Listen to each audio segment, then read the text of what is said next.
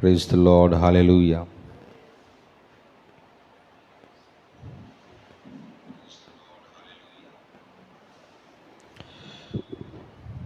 హెబ్రీయులకు రాసిన పత్రిక 1వ అధ్యాయం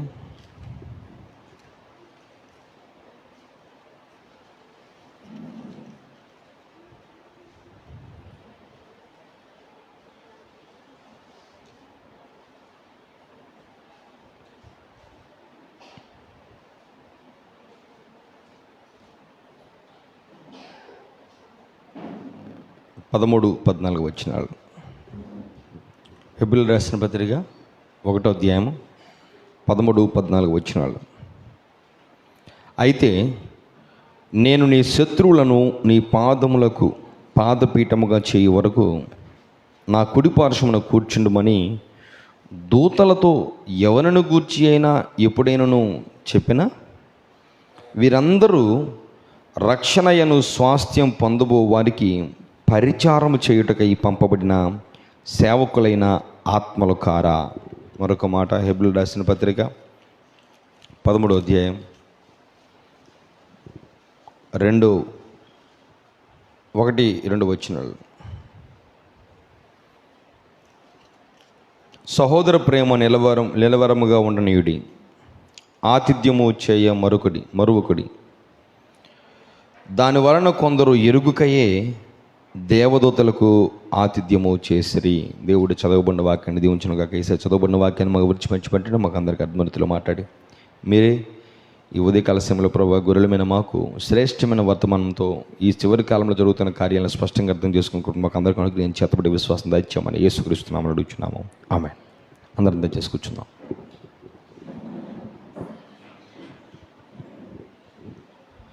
మన ప్రభువును రక్షకుడైన యేసుక్రీస్తు వారి ప్రశస్తమైన నామములు మీ అందరికీ నా హృదయపూర్వక వందనాలు. అందరూ సంతోషంగా ఉన్నారా?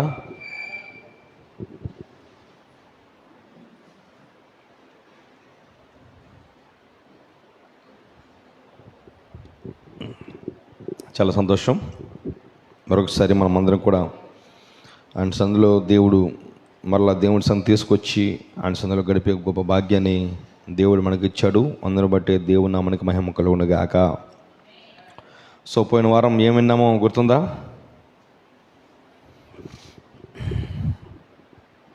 ఆ ఒక్కటి మాత్రం అడగొద్దయ్యా, ఇంకేం అడిగినా చెప్తామయ్యా. పోయిన వారం ఏం కూర తినమన్నారో చెప్పమంటే చెప్తాం. ఎత్తబట్టు కోసం విత్తుట. నువ్వు తప్పనిసరిగా ఏది విత్తుతావో అదే కోస్తావు. వాక్యం అనేది ఒక విత్తనంతో పోల్చబడింది.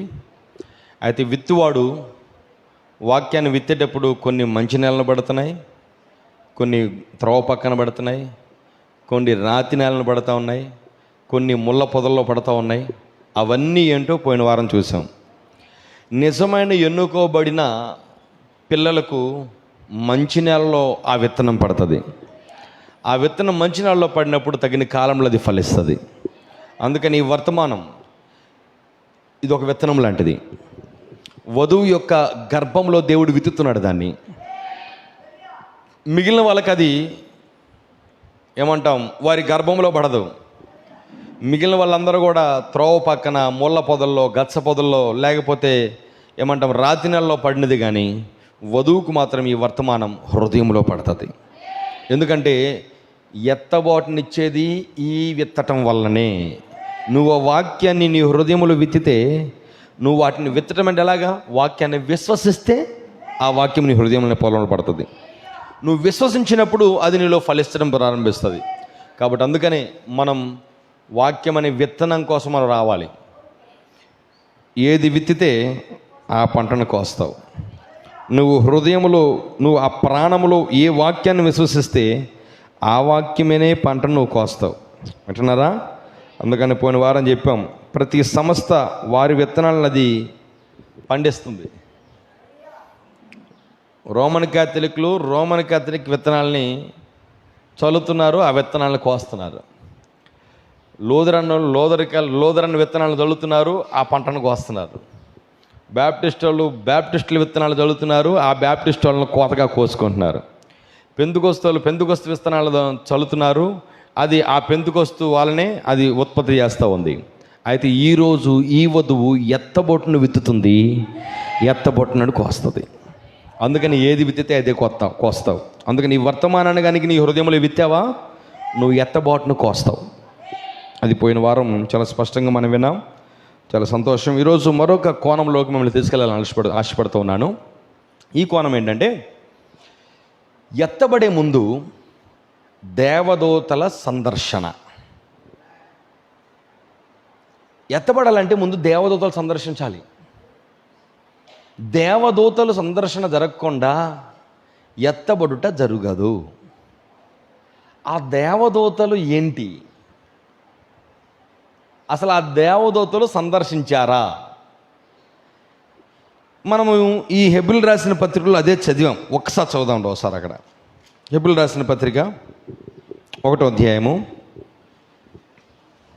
13వ వచనం.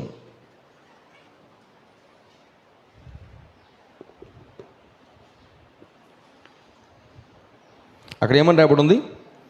అయితే నేను నీ శత్రువులను నీ పాదములకు పాదపీఠముగా చేయు వరకు నా కుడి పార్శ్వమున కూర్చుండుము అని దూతలతో ఎవరిని గూర్చని చెప్పానా?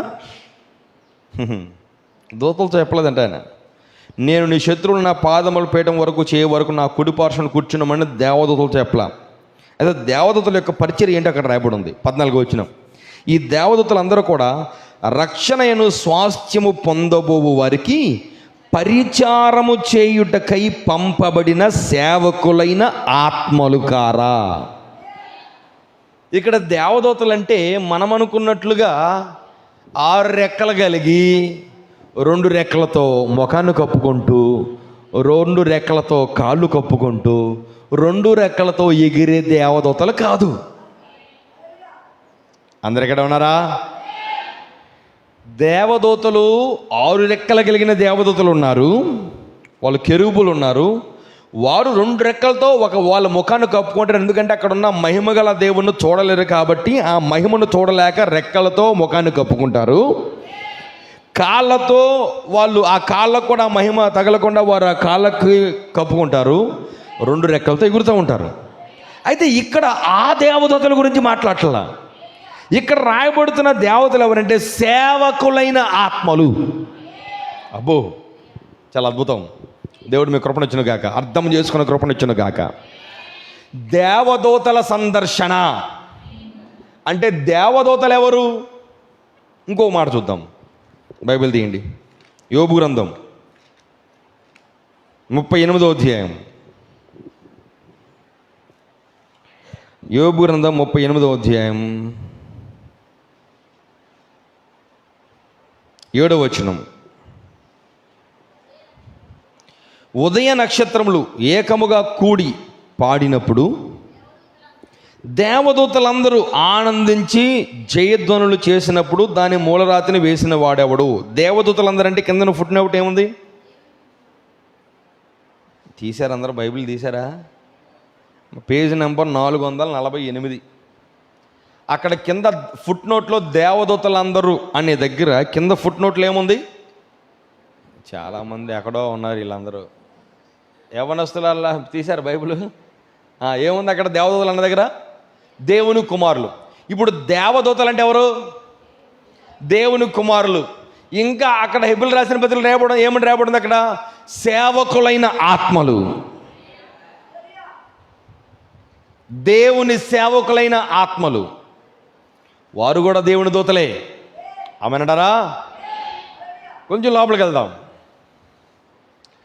దేవుడు ప్రతి కాలంలో కూడా దేవుని దూతలతో ఆయన సందర్శిస్తూనే ఉన్నాడు. ఆయన ప్రతి కాలంలో కూడా. కొంచెం నేను లోపలికి వెళ్ళాలని ఆశపడుతున్నా. వస్తారా? దేవుడు మీ కృపనిచ్చును గాక.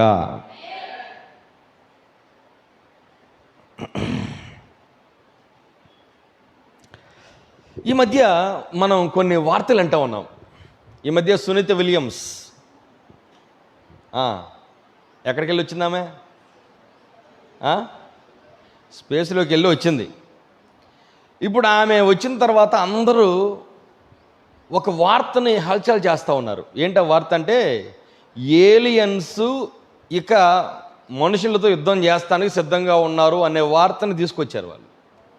ఇంకేం లేదు, ఏలియన్స్ ఆమె అంటుంది ఇంక ఎక్కువ కాలం మనం ఉండం, అంత నాశనం కాబోతుంది అని అంటే వీళ్ళు ఏం చేశారంటే ఏలియన్స్ మొత్తానికి వచ్చి ఇంకా ఈ భూమిని నాశనం చేస్తారేమోనని. ఆల్రెడీ ఏలియన్స్ ఉన్నారా లేరా? అందరు ఇక్కడే ఉన్నారా? ఏలియన్స్ ఉన్నాయా? ఫ్లయింగ్ సాసర్స్ అని, ఎగిరే పల్లెలు అని ఫ్లయింగ్ సాసర్స్ అనే చాలాసార్లు కనపడ్డాయి. అంటే వాటిలోని ఏలియన్స్ వచ్చిపోతూ ఉంటారు, ఫ్లయింగ్ సాసర్స్. అవి ఎలా తెలుసా? కాంతి వేగంతో ప్రయాణం చేస్తాయి. కాంతి వేగం అంటే అవి 1 సెకన్కి 3 లక్షల కిలోమీటర్లు ప్రయాణం చేస్తుంది. ఎంత? 1 సెకన్కి అలా కళ్ళు తెరిచి కళ్ళు మూసేలో వెళ్ళిపోతుంది, అంత స్పీడ్. వింటున్నారా? ఇప్పుడు ఈ ఫ్లయింగ్ సాసర్స్ ఏవైతే ఉన్నాయో, ఈ ఫ్లయింగ్ సాసర్స్ అంటే ఎగిరే పల్లెల్లాగా ఉంటాయి, రౌండ్గా ఉంటాయి. అవి అలా ప్రత్యక్షమవుతున్నాయి, వెళ్ళిపోతున్నాయి. నేను కొన్ని వీడియోలు చూశాను ఏలియన్స్ కోసం. వీళ్ళు మనుషులతో మాట్లాడటానికి ప్రయత్నం చేస్తున్నారు.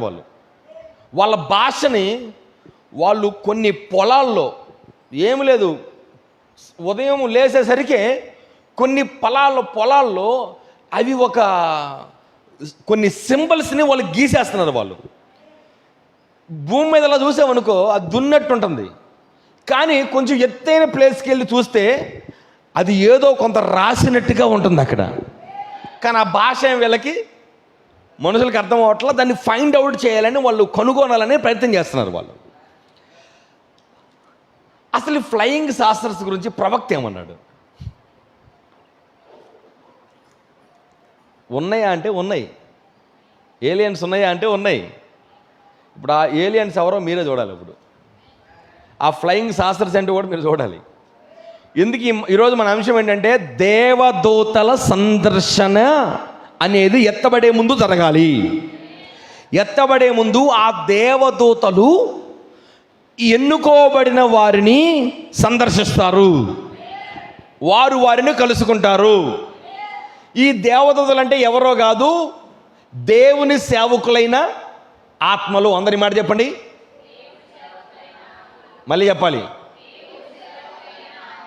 ఇంకో మాట చెప్పండి, దేవదూతలు అంటే ఎవరు? దేవుని కుమారులు. ఇప్పుడు వీరిని కలుసుకోవాలి. ఇప్పుడు ఏలియన్స్ ఏవైతే ఇప్పుడు ఈ భూమి మీద ఉన్న వాళ్ళు మనుషులతో వాళ్ళు సహవాసం చేయడానికి ఎలాగైతే ప్రయత్నం చేస్తా, వాళ్ళ యొక్క సమాచారాన్ని భూమి మీద ఎలాగైతే వాళ్ళు వ్యక్తీకరిస్తున్నారో, సేమ్ ఎత్తబడే ఒక గుంపు ఇక్కడ ఉంది. వీళ్ళను కూడా వాళ్ళ ప్రపంచానికి తీసుకెళ్ళిపోవడానికి, వీళ్ళు ఎక్కడి నుంచి వచ్చారో ఆ ప్రపంచానికి తీసుకెళ్ళడానికి వీళ్ళతో కూడా కొంతమంది ఏలియన్లు వచ్చి ఇప్పుడు వీళ్ళతో సమాచారాన్ని వ్యక్తపరుస్తున్నారు. చూద్దాం. ప్రవక్త చెప్పిన ఒక వర్తమానం చదువుతాను, అందరూ జాగ్రత్తగా. నేను దాన్ని చదవాలని ఆశపడుతున్నాను. నేను దాని గ్రూప్లో పెడతాను, ఒకసారి చదవండి దాన్ని.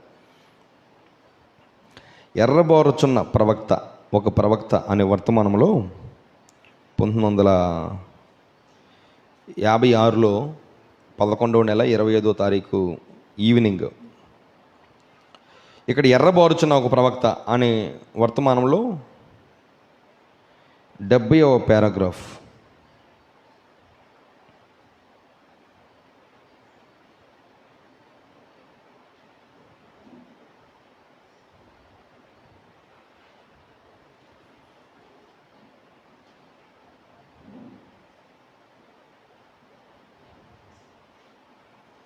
దానికంటే దానికి ముందు ఇంకోటి ఉందో, దాన్ని కూడా చదువుతాను.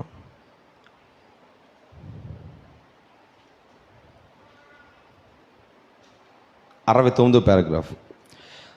ముందు 70 పంపించాను, ముందు 69 చదువుదాం. రాబో ఒకనొక దినములు యందు ఉదయకాలము తెల్లవారొకటికి ముందు తగిన సమయం నందు సంభవించకూడనిది సంభవింపవచ్చును, లేదా నేటి నుండి ఇంకో 55 సంవత్సరాల తర్వాత అది సంభవించవచ్చును. ఒక రాకెట్ బాంబు, ఒక విధమైన లోహంతో చేయబడిన బాంబు లాంటిది, అది లేదా హైడ్రోజన్ బాంబు వంటిది కానీ పేల్చబడవచ్చును. అప్పుడు దేశము యావత్తు అప్రమత్తతో ఉండును. పెంటగాన్లో ఉన్న విచారణ కేంద్రమునందు ఎగిరే పల్లెముల గూర్చి విశేషమేమిటని వివరణ కోరటమును ఒకనాటి వార్తాపత్రికలు యందు మనం చూచితిమి. అవి ఏదో ఊహించే ఊహ వంటివి కావు. ఆ ఎగిరే పల్లెములు నిజముగానే ఉన్నవి. అవి రహస్య సమాచారమును సేకరించు సాధనములు. అవి యుద్ధ రంగమునందు ఎగురుచూ వెళ్ళే సాధనములు. అవి ఎదుటి వారికి కనబడకుండా తప్పించుకొని వెళ్ళగలవు. అవి కనిపెట్టలేని వాటిని సహితము కనిపెట్టగలవు. అవి ఒక చోట ఆగగలవు. సేకరించిన సమాచారమును గూర్చి చెప్పగలవు. అవి రహస్యమైన సమాచారమును బహు తెలివిగా సేకరించగలవు. వాటిని ఏ విధంగా సేకరించవలనో వాటికి తెలుసు. కానీ జనులను వాటి గురించి చెప్పినప్పుడు నవ్వుచు ఎగిరే పల్లెములా అంటూ హేళన చేస్తూ పరిహాసము చేసేదరు. అదే 70 పారాగ్రాఫ్ కూడా చూద్దాం. అంటే ఎగిరే పల్లెములు ఉన్నాయా అంటే ఉన్నాయి. అవి సమాచారాన్ని సేకరిస్తాయి, యుద్ధమునకు సిద్ధముగా ఉన్నాయి. అంతేకాదు అవి సమాచారాన్ని సేకరించి ఎక్కడ ఆగాలంటే అక్కడ ఆగుతాయి, ఎక్కడికి వెళ్ళిపోవాలని వెళ్ళిపోతాయి. అవి అలా ప్రయాణం చేస్తాయి. ఉన్నారా? అయితే 70 పారాగ్రాఫ్ గాలిగుండ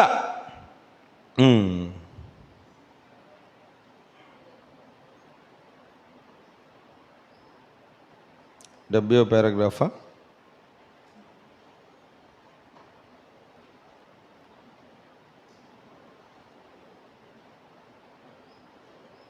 మీకు పంపింది 69 కదా.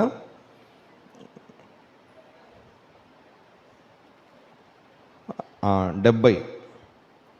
కానీ నేనేం ఆలోచించున్నానో మీకు తెలుసా? ఆయన రాకడ ముందు ఇటువంటి సూచనలు ఆకాశమందు కనబడినని యేసు చెప్పాను. ఈరోజు మన వర్తమానం ఇది. ఆయన రాకడ ముందు ఆకాశములో ఇటువంటివి కనబడడం మీరు చూస్తారని యేసు చెప్పాడు. ఎందుకంటే మీరు అదే లూకాసు వార్త తీయండి ఒకసారి. అక్కడ ఆ మాట ఉంది. లూకాసు వార్త 21వ అధ్యాయం 26వ వచనం.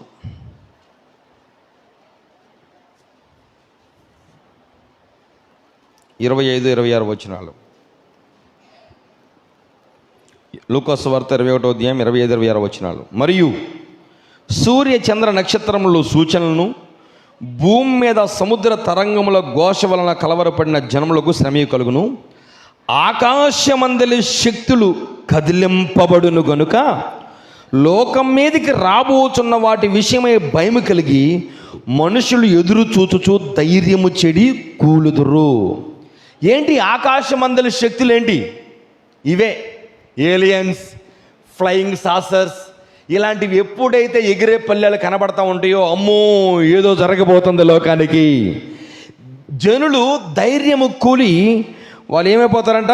ధైర్యము చెడి కూలుతారని బైబిల్ చెప్తుంది. వింటున్నారా? కొంచెం వాక్యంలోకి వెళ్ళేదాకా ఇది ఇంట్రడక్షన్గా చెప్తున్నా, మీకు అర్థం అవ్వడం కోసం. వింటున్నారా? కొంచెం కాన్సన్ట్రేషన్ పెట్టానండి, దేవుడు తప్పనిసరిగా మీతో మాట్లాడతాడు. ఆకాశమందుల శక్తులు కదిలించబడాలి. ఎప్పుడు? ఆయన ఆ రాకడలో వచ్చే ముందుగా ఆకాశమందున్న శక్తులు కదిలించబడాలి. ఎప్పుడు ఈ ప్రసంగం చెప్తున్నాడు ఈయన? 1956లో. ఆయన రాకడ సమీపంగా ఉంది. ఆయన అంటున్నాడు, ఫ్లయింగ్ సాసర్స్ ఉన్నాయా అంటే, ఆ ఎగిరే పల్లెలు ఉన్నాయా అంటే ఉన్నాయి. అవి సమాచారాన్ని సేకరిస్తున్నాయి. అవి అన్నిటికీ సిద్ధంగా ఉన్నాయి. అవి ఇప్పుడు సమాచారం ఎక్కడైతే ఉందో ఆ యుద్ధ సమాచారాలన్నీ కూడా సమకూరుస్తూ ఉన్నాయి. అవి యుద్ధానికి సిద్ధంగా ఉన్నాయి అని చెప్తున్నాడు ఆయన. విన్నారా? చూడండి, ఆయన రాకడ ముందుటువంటి సూచనలు ఆకాశం ముందు కనబడినని యేసు చెప్పాను. దానిని మీరు గ్రహించగలరా? ఇంకొక ఉదాహరణ చెప్తున్నాడు.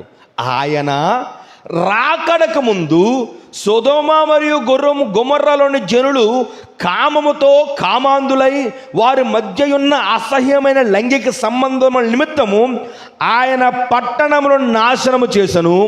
దానికి ముందు అక్కడ జరుగుతున్న కార్యములను పరిశీలించుటకు ఆయన దేవదూతలను అచ్చటికి పంపించెను. కొంచెం లోపలికి వస్తారా? ఒక కీ దొరికింది మనకి ఇక్కడ. ఏంటకి? సొదొమ గొమొర్రాలని అగ్ని గంధకాలతో నాశనము చెయ్యక ముందు. విన్నాను అందరూ? ఒకసారి అందరూ చప్పలు కొట్టండి. ఒకసారి గట్టిగా గట్టిగా గట్టిగా ఆమె చెప్పండి. హల్లెలూయా. నేను హల్లెలూయా అంటే మీరు దేవుని స్తోత్రం అనాలి. నేను దేవుని స్తోత్రం అంటే హల్లెలూయా అనాలి. హల్లెలూయా, హల్లెలూయా, హల్లెలూయా అంటే దేవుని స్తోత్రం అనండి. హల్లెలూయా, దేవుని స్తోత్రం. దేవుని స్తోత్రం అంటే ఎప్పుడు ఇది గుర్తుపెట్టుకోండి. నేను హల్లెలూయా అంటే మీరు హల్లెలూయా అంటాం కాదు. నేను హల్లెలూయా అంటే మీరు ఏమనాలి? నేను దేవుని స్తోత్రం అంటే గుర్తుపెట్టుకోండి ఈ మాట. జాగ్రత్తగా వినండి. దేవుని దూతలు ఆయన రాకడకు ముందు వస్తాయి. ఎందుకు దేవుని దూతలు వస్తాయంటే సమాచారాన్ని సేకరించడానికి. ఎందుకని సొదొమ గొమొర్రాల్ని అగ్ని గంధకాలతో నాశనం చేయకముందు దేవదూతలు ఎందుకు పంపించాడంటే ఆ దేవదూతలు వెళ్ళింది ఇన్వెస్టిగేట్ చేయడానికి. ఏంటి ఇన్వెస్టిగేషను? దేవుడు విన్నాడు సొదొమ గొమొర్రాలో లైంగికత్వం, కామాతురత, కామాంధులైపోయారు. అసలు అలా ఉందో లేదో మీరు వెళ్ళి చూడండి అని తన దేవతలు పంపించాడు. ఆయన పంపించాడా? పంపించినట్టుగానే వాళ్ళు వచ్చారు. వాళ్ళు వస్తే ఏమైంది? లోతు దినాల్లో ఏం చేశారు? వాళ్ళు వచ్చి అక్కడికి రాగానే లోతు దగ్గరికి వస్తున్నారని చెప్పని గవిని దగ్గర ఉన్నప్పుడు లోతు ఆయనను చూసి వాళ్ళకి సాష్టాంగ నమస్కారం చేసి వాళ్ళ ఇంటికి తీసుకెళ్ళాడు. ఆ రాత్రే పట్టణమంతా వచ్చింది, పురుషులందరూ. వాళ్ళు వచ్చి అన్నారు, ఇదిగో ఈరోజు మీ ఇంటికి ఇద్దరు వచ్చారు కదా, ఈ రాత్రి మా దగ్గరికి పంపించండి. లోతు అన్నాడయ్యా, నా కుమార్తెలు కన్యకలే, వాళ్ళు నా దగ్గరికి వచ్చిన అతిథులు, వాళ్ళని నేను అలా చేయటం నాకు మంచిది కాదు, మనకు కూడా మంచిది కాదు. ఇదిగో వాళ్ళు నా కుమార్తెలు ఉన్నారు, అవసరమైతే నా కుమార్తెలను పంపిస్తాను కానీ వాళ్ళని వద్దు అంటే వాళ్ళు విన్నారా? మాకు ఆ కుమార్తెలు కాదు, మాకు కావాల్సింది ఎవరైతే వచ్చారో ఆ ఇద్దరే కావాలి. వింటున్నారా? రే కూర్చో.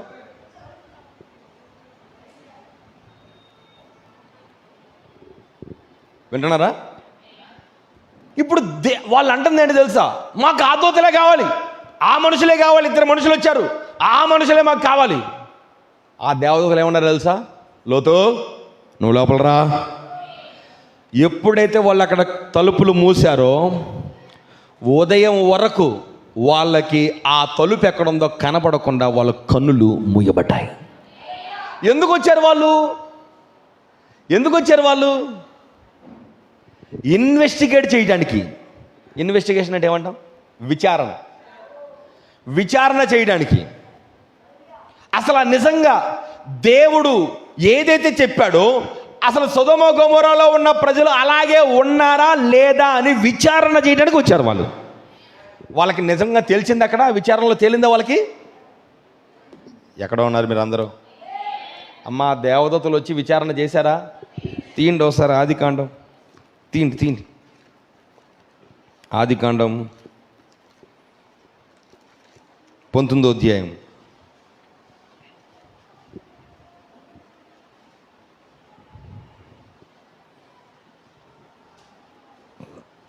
ఆదికాండం 19:1 వచనం. ఆ సాయంకాలం మందు ఆ ఇద్దరు దేవదూతలు సొదొమ చేరినప్పటికీ సొదొమ గవిని యొద్ద లోతు సొదొమ గవిని యొద్ద కూర్చుండెను. లోతు వారిని తోచి వారిని ఎదుర్కొంటూ లేచి సాష్టాంగ నమస్కారం చేసి, నా ప్రభువులారా, దయచేసి మీ దాసుని ఇంటికి వచ్చి రాత్రి వెళ్ళబుచ్చి కాళ్ళు కడుక్కొనడి, మీరు పెందలకని లేచి మీ త్రోవను విలువచ్చునని. అందుకు వారు అలా కాదు, నడివీధిలో రాత్రి వెళ్ళబుచ్చుదామని చెప్పి. వాళ్ళు ఏమన్నారు? మేము ఇంటికి రాము, నడివీధిలో ఉంటామన్నారు. అప్పుడు వాళ్ళు ఏమన్నారు తెలుసా, అయినను అతని మిక్కిలి బలవంతం చేసినప్పుడు వారు అతని తట్టు తిరిగి అతని ఎంట ప్రవేశించిరి. అతను వారికి విందు చేసి పొంగని రొట్టెలు కాల్చగా వారు భోజనం చేసిరి. వారు పండుకొనక ముందు ఆ పట్టణస్థులు అనగా సొదొమ మనుషులు బాలురును వృద్ధులను ప్రజలందరూ నలుదిక్కుల నుండి కూడి వచ్చి ఆ ఇల్లు చుట్టివేసి లోతును పిలిచి, ఈ రాత్రిని యొద్దకు వచ్చిన మనుషులు ఎక్కడ? మేము వారిని కూడునట్లు మా యొద్దకు వారిని వెలుపలికి తీసుకుని రమ్మని అతనితో చెప్పగా, లోతు వెలుపల ద్వారమునొద్ద వారిని దగ్గర వెళ్ళి తన వెనుక తలుపులు మూసి, అన్నలారా, ఇంత పాతకము కట్టుకొనకుడి. ఇదిగో పురుషుని కూడా 2 కుమార్తెలు నాకున్నారు. సెలవైతే వారు మీ వద్దకు వెలుపలికి తీసుకుని వచ్చేదను. వారిని మీ మనసు వచ్చినట్లు చేయుడి. ఈ మనుషులు నా ఇంటికి నీడకు వచ్చి ఉన్నారు కనుక వారిని మీరేమీ చేయకూడదని చెప్పినప్పుడు వారు, నీ అవతలకు పొమ్మండ్రి. మరియు వారు, వీడెవడో మనలోనికి పరదేశంగా వచ్చి తీర్పురగా నుండ చూస్తున్నాడు. చూసారా, లోతు ఎవరు? ఆ ఊరికి పరదేశంగా వెళ్ళాడు.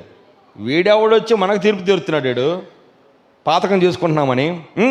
కాగా వారికంటే నీకు ఎక్కువ కీడు చేసేదమని చెప్పి లోతు అన్న మనుషుల మీద దుమ్మిగా పడి తలుపులు పగలగొట్టుకు సమీపించిరి. అయితే ఆ మనుషులు తమ చేతులు చాపి లోతును ఇంటి లోపలికి తమ ఎదుగు తీసుకుని తలుపులు వేసిరి. అప్పుడు వారి పిన్నలు మొదలుకొని పెద్దల వరకు ఆ ఇంటి ద్వారం దగ్గర ఉన్న వారికి కను మబ్బు కలుగు చేయగా వారు ద్వారము కనుగొనలేక విసిగిరి. అంటున్నారా? ఇక్కడ అబ్రహాము శారాల యొక్క శరీరాలు మార్చడానికి అక్కడ యెహోవా దూత ఎలోహిముగా వెళ్ళి వాళ్ళ యొక్క కనులు తెరిచాడు. ఇక్కడ 2 దేవదూతలు వెళ్ళి సొదొమ గొమొర్రా యొక్క పట్టణానికి అక్కడున్న ప్రజలకు కళ్ళు మూసేశారు రాత్రంతా. వింటున్నారా?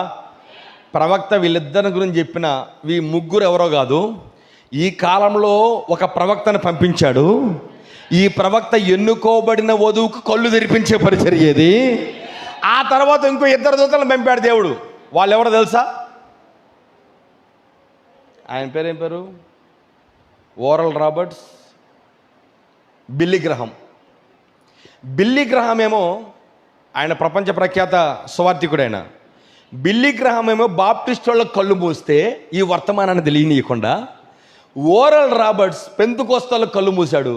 అందుకనే ఆ 2 దూతలు చీకటి కాలంలో ప్రపంచంలో ఉన్న సంఘాలకి, ప్రపంచంలో ఉన్న ప్రజలకు నిజమైన వాక్యం ఏంటో తెలియకుండా కళ్ళు మూస్తే, ఈ కాలంలో ఈ ప్రవక్త వచ్చి ఎన్నుకోబడిన వధువు కళ్ళు తెరిచాడు. ఆయన మీరు నమ్మినా నమ్మకపోయినా.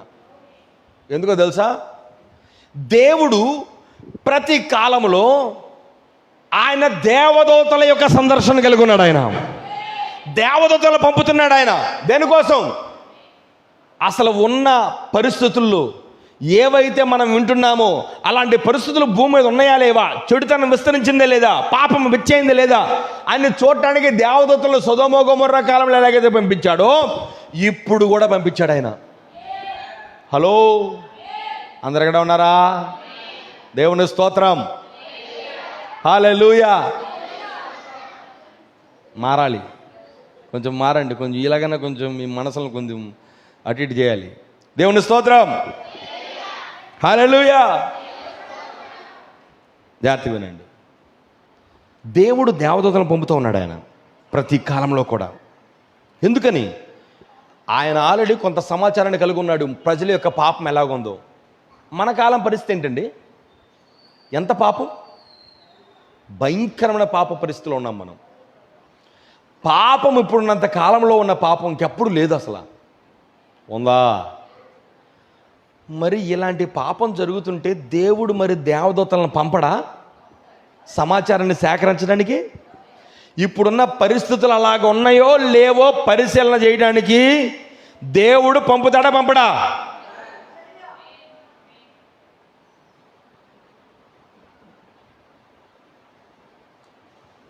పిల్లలందరికీ రండి, మొత్తం బ్యాచ్ అందరు రావాలి. నలుగురు పిల్లలందరూ మొత్తం రండి, నడుకు రండి, కూర్చోండి, రండి రా. వివేక్ రా, వాడిని కూడా రమ్మా, రా. బైబిల్ లేదా? బైబిల్ లేదా? సోగ్గా వచ్చారంటారు మీరు.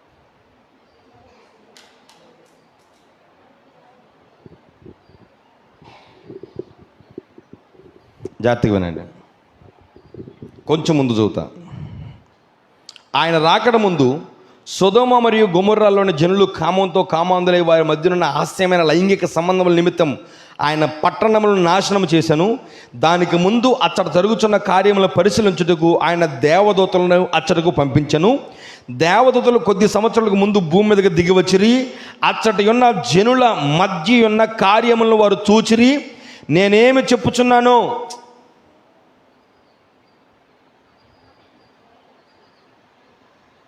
నేనేమి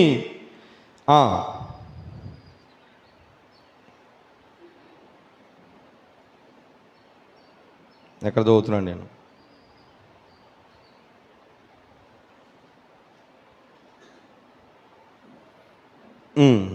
దేవదూతలు కొద్ది సంవత్సరాలకు ముందు భూమి మీదకి దిగివచ్చిరి. అచ్చట ఉన్న జనులు మధ్య ఉన్న కార్యములు వారు చూచిరి. నేనేమి చెప్పుచున్నానో నిజమైన రక్తముతో కడగబడిన జనులు ఎవరో వారు దాన్ని గ్రహిస్తారు. ఈ కార్యాలు ఎవరు అర్థం చేసుకుంటారు? దేవదూతలు సందర్శించడం. ఈ కార్యాలను ఎవరు అర్థం చేసుకుంటారంటే రక్తముతో కడగబడిన వారు, నిజమైన రక్తంతో కడగబడిన వారు మాత్రమే ఇవి గ్రహిస్తారు. వారు భూమి మీద సంచరించున్నప్పుడు వారు నిలబడి ఉన్నట్లుగా తీసిన ఫోటోలు కూడా కలవు. ఏమండి, ఏలియన్స్ ఇక్కడ ఉండటం కూడా ఫోటోలు ఉన్నాయి. ఆ ఏలియన్స్ ఎవరో చెప్తా, కొంచెం ముందుకెళ్తే వస్తుంది, ఆన్సర్ వస్తుంది అంటున్నారా? ఆ ఏలియన్స్ ఎవరితో కూడా చెప్తా, జాగ్రత్త వినండి. వారు ఫోటోలు కూడా కలవు, అది నిజం.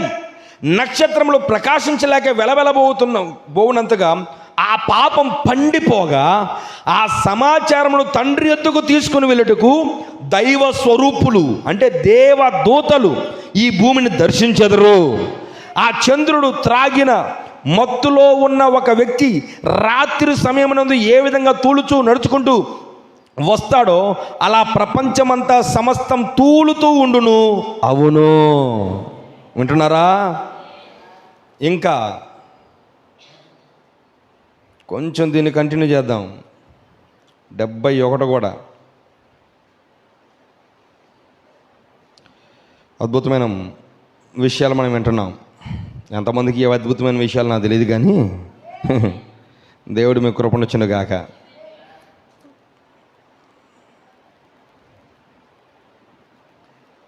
డెబ్బై ఒకటి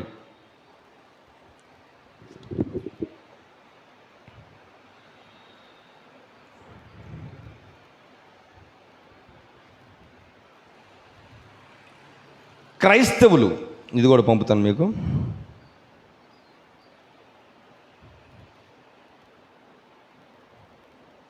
యాక్చువల్గా మీరు యాప్ను డౌన్లోడ్ చేసుకోండి, ఇది మీకు చాలా ఉపయోగం. ఇది క్రైస్తవుల మధ్య పాపం ప్రవేశించింది, ఎన్నుకోబడిన వారి మధ్య పాపం ప్రవేశించింది. వారు తమ యొక్క జ్యేష్ఠత్వ హక్కును పేరు ప్రఖ్యాతుల కొరకు అమ్మివేసుకున్నారు. సేవకుడు సమాజంలో జరుగు విందు విలాసాల కొరకు దేవుని సువార్తను మార్చివేచున్నాడు. రక్తముతో కడగబడిన సువార్తను కలిగి ఉన్న ఆ పూర్వపు భక్తిని ఎంతో తెలివితేటలతో కూడిన జనుల కొరకు అతను మార్చివేచున్నాడు. వింటున్నారా? ఇవన్నీ దేవదూతలు వచ్చి చూస్తున్నాయి. అందరూ క్రైస్తవుల మధ్యకి పాపం వచ్చేసింది, ఎన్నుకోబడిన వారి మధ్యకి పాపం వచ్చేసింది. వారు పేరు ప్రఖ్యాతుల కోసం వాక్యాన్ని నమ్ముకుంటున్నారు. సేవకుడు సమాజంలో జరుగు విందుల కోసం విలాసాల కోసం సువార్తను నమ్మేస్తున్నాడు. రక్తంతో కడగబడిన సువార్తను పూర్వ భక్తితో ఎంతో తెలివితేటలతో కూడిన జనుల కొరకు అతను మార్చివేచున్నాడు. బుద్ధిపూర్వకమైన తెలివితేటల గల సమాజం కొరకు జనుల కొరకు అతడు సువార్తను దుర్వినియోగం చేస్తున్నాడు. వింటున్నారా? నిజమా జరుగుతుందా ఇలాగా? నిజమేనండి. ఈరోజు ఉదాహరణ చెప్తా. స్త్రీలు జుట్టు కత్తిరించుకోకూడదు కదా? స్త్రీలకి ప్రార్థన చేసి గుండు చేపించేది ఎవరు? ఆ చిన్న బిడ్డలకి ప్రార్థన చేసి వీళ్ళు ఏం చేస్తారు తెలుసా? విశ్వాసులు, అయ్యా మా కూతురికి పుట్టెంటుకలు తీయాలయ్యా, కొంచెం ప్రార్థన చేయ్యా. ప్రార్థన చేసేది ఎవరు? పాస్టర్. కానీ బైబిల్ ఏం చెప్తుంది? వాళ్ళ మీద మంగళ కత్తి వేయకూడదు. ఎందుకంటే వాళ్ళకి జుట్టే వాళ్ళ మహిమ. వాళ్ళకి ఆ జుట్టు అనేది కత్తిరించకూడదు. కానీ ప్రార్థన చేసి అయ్యగారు గుండు చేస్తాడు. ఇప్పుడు ఏమంటారు, పెద్ద మనిషి అవ్వడం. అది రహస్యంగా జరగాల్సిన కార్యం అది. కానీ వీళ్ళు ఏం చేస్తారు, హిందువులు చేసినట్టుగా పెద్ద ఏమంటాం ఫ్లెక్సీ ఒకటి వేసి, ఇదిగో మా ఆమె పుష్పలంకరణ గిలంకరణ పెట్టి పెద్ద మీటింగ్ పెట్టి, ఆ మీటింగ్కి మళ్ళీ పాస్టరే అన్నీ జరిగించాలన్నమాట. ఎంత దౌర్భాగ్యం ఇది. పేరు ప్రఖ్యాతల కోసం, విందు విలాసాల కోసం. వింటున్నారా? సేవకుడు వాక్యమును దుర్వినియోగం చేస్తున్నాడు. స్వార్థపూరితమైన స్వలాభం కొరకు, డబ్బును సంపాదించడం కొరకు అనేకులు సేవ చేస్తున్నామంటూ బయలుదేరి ఆ స్వార్థను ప్రసంగించున్నారు. అది కేవలం వారి స్వలాభం కోసమే చేయుచున్నారు. ఆ విధంగా అనేకులు గొప్ప భవనములు కలిగి ఖరీదైన కార్లలో తిరుగుచూ ఇంతకు ముందు ఎన్నడూ లేని విధముగా అనేకమైన వాటిని వారి కొరకు సమకూర్చుకొచ్చు ధనాపేక్షతో స్వలాభం కొరకు సేవ చేయుచున్నారు. అందరూ కాదు, దేవుని కోసం యథార్థతో సేవ చేయవారు కొందరిని ఇంకా కలిగి ఉన్నందులకు దేవునికి నేను కృతజ్ఞతలు చెల్లించుచున్నాను. వాక్యాన్ని నమ్ముకునే వాళ్ళు ఉన్నారు, వాక్యం కోసం అన్ని త్యాగం చేసేవాళ్ళు ఉన్నారు. అయితే ఎందుకు దేవదూతలు పంపుతున్నారంటే ఒకే ఒక కారణం. అసలు ప్రపంచంలో ఇప్పుడు నేను చూసిన కార్యాలు అలాగ ఉన్నాయో లేవో దేవదూతలారా మీరు వెళ్ళి వేగి చూడండి. అసలు ముందు అలాంటి పరిస్థితులు ఉన్నాయో లేవో. సొదొమ గొమొర్రాకి అలాగే దేవుడు 2 దూతలను పంపిస్తే వాళ్ళు చెప్పిన దానికంటే దారుణంగా ఉన్నారు.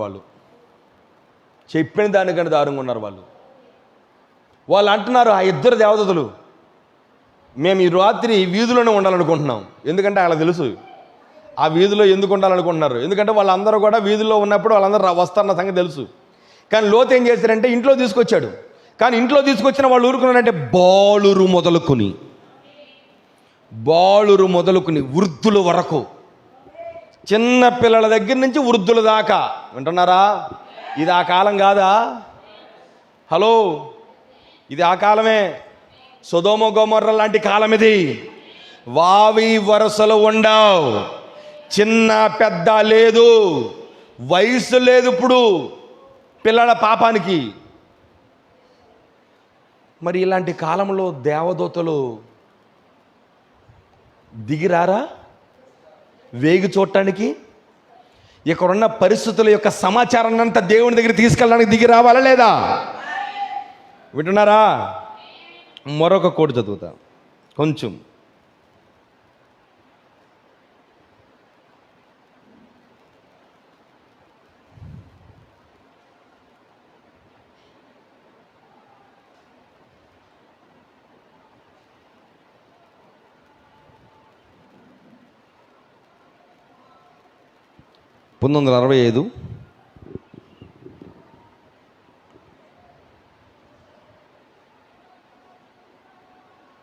ఒకసారి ఇవి కోడ్స్ అని పెడతాను. చాలా పెద్దది ఇది, కానీ కొంచెం అవసరం కాబట్టి చదువుదాం. కొంచెం నేను ఇంకా మూలవాక్యంలోకి వెళ్దాం. వెళ్ళేదాకా కొంచెం మీరు ఓపిక పట్టాలి. ప్రతి మాట అద్భుతం.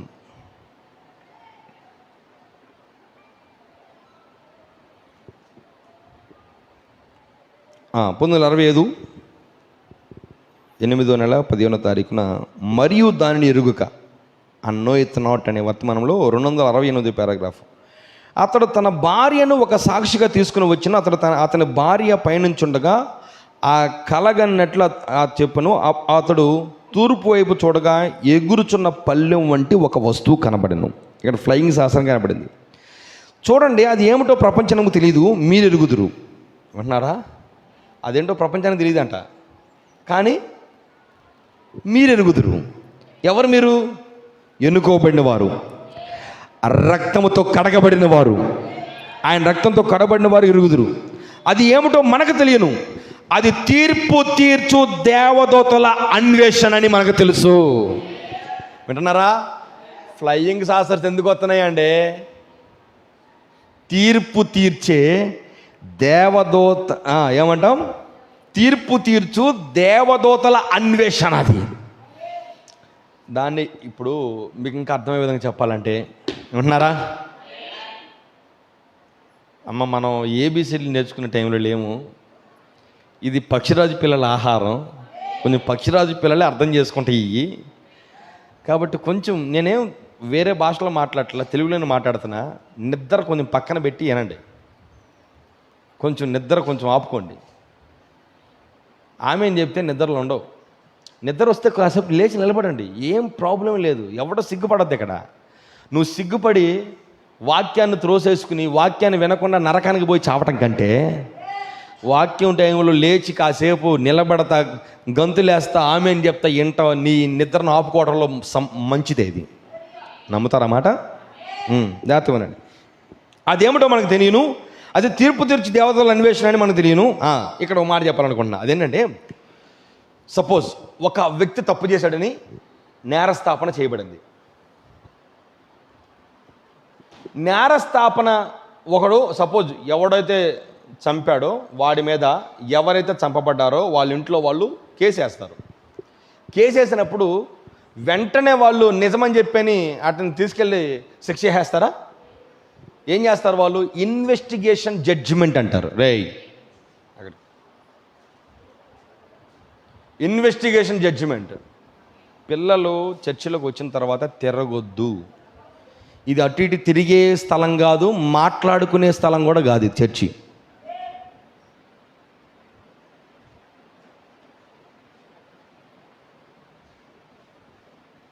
సండే స్కూల్లో ఇవి ఖచ్చితంగా నేర్పాలి, చాలా ఇంపార్టెంట్ ఇవి. మందిరానికి వచ్చిన తర్వాత ఇంకా లేచి వెళ్ళడం అనేది ఉండకూడదు, అత్యవసరమైతే తప్ప. జాగ్రత్తగానండి. నా మైండ్ అంతా మళ్ళీ మారిపోతుంది. నేను చెప్తున్నాను, నేను ఇలాంటి డిస్టర్బెన్స్లు చేయబాకండి.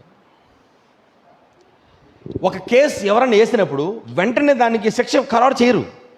అతను ఏం చేస్తారు? అది నిజమా కాదని ఇన్వెస్టిగేట్ చేస్తారు, విచారణ జరిపిస్తారు. విచారణ చేయకుండా వెంటనే ఆ నేరానికి తీర్పు తీర్చరు. ఇప్పుడు ఫ్లయింగ్ సాసర్స్ ఎగిరే ఆ పల్లెలు ఎందుకు వచ్చినాయి అనంటే, ఒకటే, ఆ తీర్పు తీర్చే దేవదూతలు అసలు నిజంగా లోకంలో ఇది ఇలాంటి నానుడు ఉంది, అది నిజమా కాదా అని అన్వేషణ చేయడానికి వచ్చిన దేవదూతలు. వాళ్ళు తీర్పు తీర్చే ముందు వారు వచ్చి అన్వేషణ చేసిన తర్వాత అప్పుడు ఈ భూమి మీద తీర్పులు వస్తాయి. ఉంటున్నారా? అందుకనే అయితే వాళ్ళ గురించి ఇలాగ తీర్పు చేసే ఆ అన్వేషణ దూతలు ఈ భూమి మీదకి వచ్చిన సంగతి మీరు ఎరుగుదురు కానీ మనకు తెలుసు, కానీ లోకానికి మాత్రం, ప్రపంచానికి మాత్రం తెలియదు. పెంటగాన్ ఇంకా గూఢాచార వ్యవస్థలు చాలా ఉన్నవి, అయినను అవి మెరుపు వలె వెలుచున్నవి. అవి దేనినైనా ఛేదించుకోగలవు. చూడండి, అవి ఏమిటో వారికి తెలియట్లేదు. వారి ఇష్టం వచ్చినట్లు అనుకోననియండి, వారు వాటిని ఎగిరే పల్లెములని లేక మరేదో అని చెప్పుచున్నారు, వారికి తెలియదు. చూసారా? మరియు దాన్ని నేను గమనించాను, అది ఒక గుర్రముపై ఒక మనిషి మెరుపు వేగంతో వచ్చుండెను. నేను నా ముందుకు వచ్చున్నట్లు చూచి కారు నాపాను, బయటికి దూకాను. రహదారి మీద ఒక గొప్ప తెల్లని గుర్రం నిలబడి ఉండగా చూచితిని. అది సైనిక గుర్రం వలె అలంకరించబడి ఉన్నది. ఆయన ఒక కలగన్నాడు, ఆ కళను చెప్తున్నారు అక్కడ. అది సైనిక గుర్రం వలె కనబడింది అని అతను చెప్పాను. అది వాక్యం అని మీకు తెలియను. అతడు ఇంకా ఇలాగ చెప్పాను, దాని మీద ఒక వ్యక్తి కూర్చుని ఉండెను. అతడు పశ్చిమ దుస్తులు ధరించెను. పశువుల కాపరి కాదు, కానీ అతడు కార్మిక నాయకుని వలె కనిపించను. అతని ప్రధాన అధికారం అంతయు పశ్చిమ నుండి వచ్చినది, ఇండియన్ల మీద ఇండియన్లు. అతడు టోపీ కిందకి దించి ప్రక్కలకు చూచుండెను. బ్రహ్నాం సోదరుడా, ఆ తిరిగినది నువ్వే. ఇక్కడ యోఫియా గురించి మాట్లాడుతున్నాడు. ఆ దేవదూతలు ఏంటో, అన్వేషణ చేసే దేవదూతలు ఎవరో దాని గురించి మాట్లాడుతూ, ఈ తెల్లని గుర్రం మీద ఆ టోపీ పెట్టుకుని ఏమంటాం, దాని మీద కూర్చున్న ఒక వ్యక్తిని చూశాడు. ఆ వ్యక్తి ఎవరో కాదు, ఆ కలగన్న అతను చెప్తున్నాడు, బ్రహ్నాం సోదరుడా నువ్వే.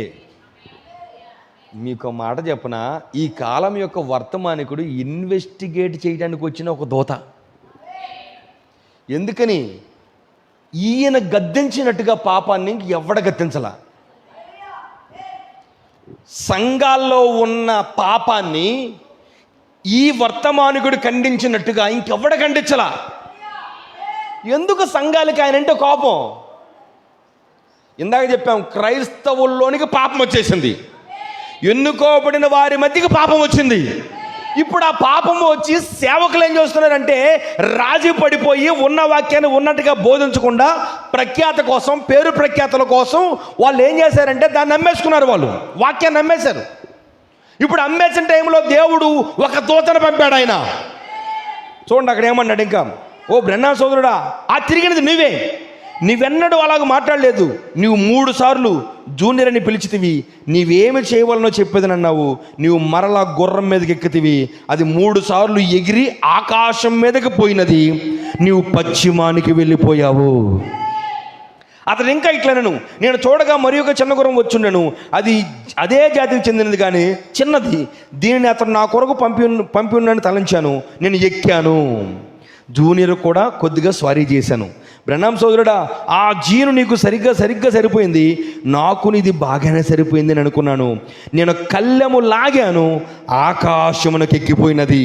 నేను కళ్ళెము లాగి దానిని ఆపు చేశాను, దానిని తిప్పి మరలా వెనక్కి వచ్చి గుర్రము నాపి దిగిపోయి మరియు నా భార్యతో మాట్లాడాను. వింటున్నాడా?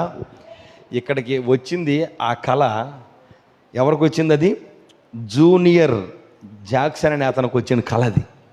ఆ కళలో ఒక గుర్రం మీద ప్రవక్త ఉన్నాడు. ఆ గుర్రం అతనిని ఆకాశంలోకి తీసుకెళ్ళిపోయింది. ఎవరు ఆ గుర్రం అని అంటే, గుర్రం మీద ఎందుకు వచ్చాడనంటే ఆయన అన్నాడు, ఇదిగో నువ్వు ఇన్వెస్టిగేట్ చేయడానికి వచ్చావు. ఎందుకంటే నువ్వే ప్రపంచంలో జరుగుతున్న ఈ యొక్క వాక్యానికి వ్యతిరేకమైన క్రియలు ఏవైతే ఉన్నాయో వాటన్నిటిని తెలుసుకుని వాటిని ఖండించడానికి వచ్చావు, తీర్పు తీర్చడానికి వచ్చావు. వింటున్నారా? దేవుడు మీ కృపనిచ్చును గాక. 7 దూతలు ఎవరు? వీళ్ళు దేవుని సేవకులైన ఆత్మలు. ఆమె చెప్తారా? 7 దూతలు ఎందుకు వచ్చారండి? ప్రతి కాలంలో దేవుడు ఒక్కొక్క దూతను ఎందుకు పంపుతున్నాడు? వాళ్ళు తీర్పు తీర్చే దేవదూతలు, వాళ్ళు అన్వేషణ దూతలు. ఎందుకంటే ఆ కాలంలో వాక్యాన్ని ఎప్పుడైతే త్రోసివేశారు ప్రజలు, ఆ వాక్యాన్ని మరలా సరి చేయడానికి పంపించబడిన దేవదూతలు వాళ్ళు. అందుకనే ఎఫెసు కాలం యొక్క ఎఫెసు సంఘపు దూతకు ఇలాగూ రాయము, స్మరణ సంఘపు దూతకి ఎలాగూ రాయము, పెర్గము సంఘపు దూతకి ఎలాగూ రాయము. బైబిల్ అలా రాయబడిందా? ఎవరు వారు దూతలు? ఏ దూతలు వీళ్ళు? అన్వేషణ దూతలు. అసలు నిజంగా దేవుడు వాళ్ళని పంపింది ఎందుకంటే, ఇదిగో ప్రపంచం ఏదైతే రాయబడిందో అలాగే ప్రపంచం ఉందేమో చూడండి, వాళ్ళకి ఇప్పుడు మీరు తీర్పు తీర్చి రండి, వాక్యమును ప్రకటించండి. వాక్యం ప్రకటించుటే తీర్పు తీర్చుట. మీకు మాట చెప్పనా, ఈ గ్రామానికి ఇంకా ఎక్కువ తీర్పు ఉంటుంది. ఎందుకో తెలుసా? వర్తమానం ఎక్కడ మైకుల్లో వెళ్తుంది. ఈ చుట్టుపక్కల చాలా గ్రామాలకి ఈ వర్తమానం లేదు. ఈ వర్తమానం మీ గ్రామంలో ఉంది కానీ చుట్టుపక్కలకి వెళ్తుంది. ఈ స్వరము ఏదైతే వెళుతుందో అదే ఒకనొక రోజు నీకు తీర్పు తీర్చబోతుంది. ఇంకో మాట చెప్పనా, అక్కడ బ్రెన్నాం సహోదరుడు మాత్రమే ఎక్కలా తెల్లని గుర్రాన్ని, ఇంకొక చిన్న గుర్రం వచ్చిందట, దాంట్లో ఆ జూనియర్ కూడా ఎక్కాడు. ఈరోజు నువ్వు నేను కూడా ఉన్నావు అక్కడ. ఏదైతే వర్తమానం మనం ప్రకటిస్తున్నామో, నువ్వు నమ్మి ఏదైతే సత్యమని నమ్ముతూ ప్రకటిస్తున్నావో, ఇది ఒకనొక రోజు ప్రతి ఒక్కరిని తీర్పు తీరుస్తుంది. ఎందుకని? Angels are here. ఇప్పుడు 7 దూతలు వచ్చారండి. 7 దూతలు వచ్చారు ఇక్కడికి. ఎందుకు? ఆ 7 దూతలు 7 కాలాల్లో చెప్పిన వర్తమానంతో దిగొచ్చారు. ఇప్పుడు 7 కాలాల్లో ఉన్న ఈ క్రొత్త నిబంధన అంతటితో మనము ఇప్పుడు తీర్పు తీర్చబోతా ఉన్నాం. ఎందుకు ఈ కాలంలో ప్రతి లేఖనాన్ని సరి చేసుకోవాలండి? ఎందుకు లేఖనాన్ని సరి చేసుకోవాలి? అపోస్తలుల బోధ ప్రకారం బాప్తిసం ఎందుకు పొందాలి? ఎందుకని రాత్రిపూటే ప్రభుత్వ భోజనం తీసుకోవాలి? ఎందుకని మనం ఒకరి పాదాలు ఒకరు కరగాల్సిందే? ఎందుకని స్త్రీలు బోధించకూడదు? ఎందుకని నగలు వేసుకోకూడదు? ఎందుకని వస్త్రదానం సరిగా ఉండాలి? ఇది బోధది. ఈరోజు ఈ బోధన అంగీకరించేవాడు ఎవడు లేడు. అయితే బైబిల్ చెప్తుంది, ఆ ప్రపంచము దీన్ని తెలుసుకోదు కానీ మీరెరుగుదురు అన్నాడు ఆయన. ప్రపంచానికి ఇవేంటో తెలీదు. వీలేనండి ఇన్వెస్టిగేషన్ జడ్జిమెంట్ ఏమంటారు వాళ్ళు, ఇన్వెస్టిగేట్ చేయడానికి వచ్చిన దేవదూతలు వీళ్ళే. ఈరోజు 7 కాలాల్లో ఉన్న వధువు దిగి వచ్చింది, 7 కాలాల్లో ఉన్న దూతలు దిగి వచ్చారు ఇప్పుడు. ఎందుకని? ఇన్వెస్టిగేట్ చేయడానికే. అందుకని వాళ్ళు ఎక్కడే ఉన్నారు ఎప్పటి నుంచి? 1963 నుంచి ఇక్కడే ఉన్నారు వాళ్ళు. ఏం చేస్తున్నారు వాళ్ళు? నువ్వు ఏదైతే ప్రకటించావో దాని ప్రకారం ప్రజలు అలాగే ఉన్నారు కాబట్టి అంగీకరించే ఒక చిన్న వధువు కూడా ఉంది. ఆ వధువు ఎత్తబడేదాకా నెమ్మదిగా ఉంటుంది లోకం. ఎత్తబడితే ఇప్పుడు మీరు ఇష్టం వచ్చినట్టు బ్రతకొచ్చు, మీ ఇష్టం వచ్చిన టైంలో చర్చికి రావచ్చు, మీ ఇష్టం వచ్చినప్పుడు మందిరానికి రావచ్చు, లేకపోతే ఆగిపోవచ్చు. పని ఉంటే ఆగిపోతారు, పని లేకపోతే వస్తారు. మీ ఇష్టం కదా, మీ ఇష్టం. ఎందుకంటే మీకు ఇంకా కృప ఉంది. ఎందుకంటే వధువు ఇక్కడ ఉంది కాబట్టి కృప ఉంది. కానీ వధువుకి ఈ దేవదూతల సందర్శన చూశారు వాళ్ళు. ఈయనెవరైనా బలిష్ఠుడైన వేరొక దూత, ఈయన కూడా దూతే. ఎందుకు వచ్చాడు? అసలు ప్రపంచం అలా ఉందా లేదో చూద్దామని వచ్చాడు ఇప్పుడు ఆయన. ఇప్పుడు ప్రపంచం అలాగే ఉంది, కానీ ప్రపంచం అలాగ ఉన్నప్పుడు హెచ్చరిక చేయకుండా దేవుడు ఏది చేయడుగా. దేవుడు ఏదైనా చేయాలంటే ముందు హెచ్చరిక చేయాలి.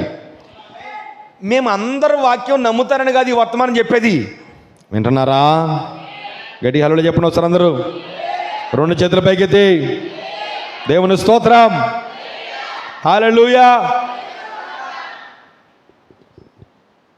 ఎందుకని? అందరూ నమ్ముతారని చెప్తున్నామా? నో.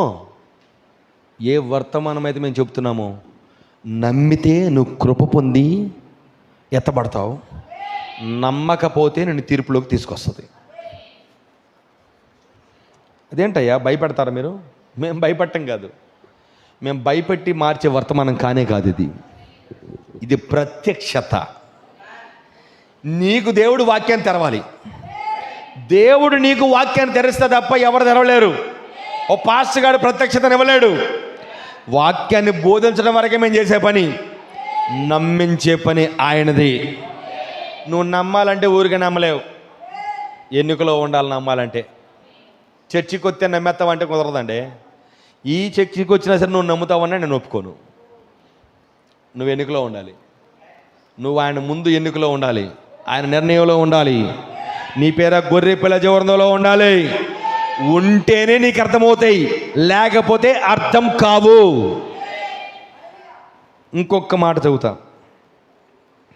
ఇంకొక వర్తమానం చదివేసి.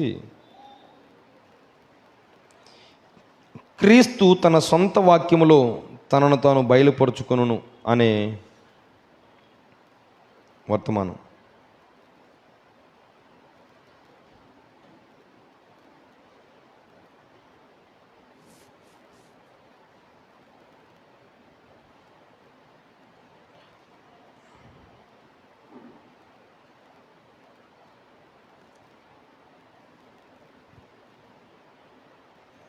ఈ 2 కోడ్ చెప్పేసి ఇంక వర్తమానంలోకి వెళ్తా, వాక్యంలోకి వెళ్తా.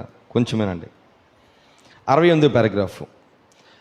1965 8 నెల 22వ క్రీస్తు తన సొంత వాక్యం నందు బయలుపరచబడిన వర్తమానంలో 68 పారాగ్రాఫ్. గాలిగుండా ఎగురుతున్న పొట్లములను మీరు చూడండి, వారు దానిని ఎగిరే పల్లెములు అని పిలుస్తున్నారు. కాబట్టి దాన్ని మనం ఒంటరిగా విడిచిపెట్టడం మంచిది. నీవంటావు, ఈ ప్రజలందరూ పైకి వస్తూ తప్పిపోటు వింటాము, వారి నుండి మనం ఏమీ వినము, వారు అక్కడ నిలబడి ఉన్నారు, కానీ వారు అక్కడ లేరు. ఆ విధములోనే ఎత్తబడుట ఉండబోచున్నది. వారిలో ఒకరు తిన్నగా క్రిందికి పడిపోతారు, మరియు ఈ భూ సంబంధమైన శరీరం పరలోకమైన శరీరం ధరిస్తుంది. ఈ చర్మము, వెంట్రుకలు, ఎముకలు విడిపోయినవి. అది ఒక క్షణంలోనే అంతరిక్షములో నుండి తిన్నగా దిగి వచ్చి దానిని గృహమునకు తీసుకుని వెళుతుంది. ఇదంతయు ఇప్పుడు సంభవించుటను మనము చూస్తాము. మరియు ఆకాశములోని సమస్తము ఈ మర్మయుక్తమైన వెలుగులను పెంటగాను చూసి ఆశ్చర్యపోతుంది. ఒక మర్మయుక్తమైన వెలుగు అని ఈ వారము జెఫర్సన్విల్ వార్తాపత్రికలో వారు అటువంటి ఒక దానిని కలిగి ఉన్నారని మీరు చూశారు. కాబట్టి అది ఏమిటో వారికి తెలియదు. కానీ వినండి చిన్నపిల్లలారా, ఈ దినములలో ఒక దినము అది నిన్ను పైకి తీసుకుంటుంది. చూడండి చూడండి, కలవరపడవద్దు, గుర్తుంచుకోండి. యేసు చెప్పాను, సొదొమ దినములలో జరిగినట్లుగా సరిగా సొదొమ ముందు ఏమి జరిగింది? దేవుడు కొందరు దూతలతో దిగి వచ్చాడు. వారు తీర్పు పరిశోధనలు కలిగి ఉన్నారు. అది ఎంతో పాపభయిష్టమైనదై ఎంతో గొప్పగా ఉన్నదని మొర్రను మేము విని అది ఎంత నిజమో కాదో కనుగొనుటకు మేము దిగి వచ్చాము. అది నిజమా? అబ్రాహాముతో నిలిచున్న ముఖ్యమైన వ్యక్తిని గమనించండి. ఆయన వెనుక ఉన్న శారా హృదయంలోని తలంపులను వివేచించాడు. ఇప్పుడు మీరు చుట్టూ చూసి కొంచెం గమనించండి, చూడండి అది ఏమి చేయుచున్నదని గమనించండి. ఈ రోజున అదే సంగతి, అది ఒక పరిశోధించి తీర్పు ఉన్నది. ఎందుచేత కొద్ది సమయం తర్వాత సంఘము అది దాని యొక్క స్థానంలో నిలిచినప్పుడు ప్రతి విత్తనము దాని స్థానమునకు తేబడుతుంది. వారు వెళ్ళిపోతారు. వారికి ఏమి సంభవించిందో వారికి తెలియదు. ఒకరికి ఒక దారి గుండా వెళ్ళిపోతారు. ఒక సంఘ కాపరి ఇంటికి వెళ్తారు, ఒకరు ఇటు, ఒకరికి ఆదివుకు వెళ్తారు. మొదటి సంగతి మీకు తెలుసా? వారు అక్కడ లేరు. ఏలైనగా హానోకు ఒక మాదిరిగా ఉన్నాడు. దేవుడు అతన్ని కొనిపోయాను, అతడు కనబడలేదు. పరిశోధించడానికి క్రిందికి వచ్చారు. ఎడతెరిపి లేకుండా హానోకు ఎలా కొనుపోబడ్డాడో ఓడలోనికి మోసుకోబడిన ఇజ్రాయేలులకు మాదిరి. ఉంటుండ్రా? ఇక్కడ చాలా విషయాలు ఉన్నాయి, కొంచెం అర్థమయ్యే విధంగా చెప్తా, జాగ్రత్తగా వినండి. ఉంటున్నారా? అందరు ఎక్కడ ఉన్నారా? కొంచెం రెండు చేతుల పైకెత్తి దేవుని స్తోత్రం, హల్లెలూయా చెప్పాలి. హల్లెలూయా, హల్లెలూయా కాదు, దేవుని స్తోత్రం అనాలి. వెరీ గుడ్, మంచిది, జాగ్రత్తగా ఉందాం.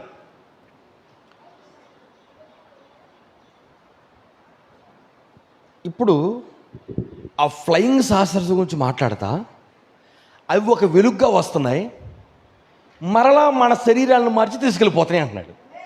ఈ ఫ్లయింగ్ సాసర్స్ని మరొక కోణంలో కూడా ప్రవక్త చూపిస్తూ ఉన్నాడు. అది మన ఎత్తబాటుకు చూపిస్తూ ఉన్నాడు ఆయన. ఈ ఫ్లయింగ్ సాసర్స్ ఏదో కాదు, ఆ వెలుగు ఏదో కాదు. ఏంటా వెలుగు? ప్రవక్త దగ్గరకు వచ్చిన ఆ వెలుగు ఏంటది? దేవుడే. అది దేవుని శరీరం. అది ఈ మేఘం ఏంటది? దేవుని శరీరం. ఇప్పుడు వాక్యపు శరీరం ఏంటది? అది కూడా వెలుగే. ఇప్పుడు పరలోకము నుంచి మన దగ్గర దిగి వచ్చింది అది. ఎందుకని? ఇన్వెస్టిగేట్ చేస్తుంది. ఇప్పుడు నువ్వు వాక్యం ప్రకారం ఉంటున్నావా లేదా చూస్తుంది పక్క నుంచి. ఎప్పుడైతే నువ్వు గనక ఆ వాక్యము నీలో శరీరముగా, ఆ సంపూర్ణ వాక్యము నీలో శరీరం అవుతుందో, ఈ వాక్యము శరీరము నిన్ను కనురెప్పపాటులో మార్చి తీసుకెళ్ళిపోతాయి. ఇప్పుడు ఆ దేవదూతలు తీర్పు తీర్చడానికి, అన్వేషించడానికి వచ్చిన దూతలే కాదు, నీ శరీరానికి మార్చడానికి కూడా వచ్చిన దూతలు అవి. ఆ దూత గురించి ఇందాక చదివాం. జూనియర్ జాక్సన్ అంటాడు, ఇదిగో ఆయన కలలో బ్రదర్ బ్రన్హామ్ నువ్వే ఆ గుర్రం మీద కూర్చున్నావని, అన్వేషించడానికి వచ్చింది నువ్వే అని ఆయన అన్నాడు. ఇప్పుడు అతను కూడా తన దాంట్లో పోల్చుకున్నాడు. అతను కూడా ఒక గుర్రం ఇవ్వబడింది, నీకు కూడా ఒక గుర్రం ఉంది. ఉందా లేదా నీకు గుర్రం? యేసుక్రీస్తు 3వ రాకడలో తెల్లని గుర్రం మీద వస్తాడు.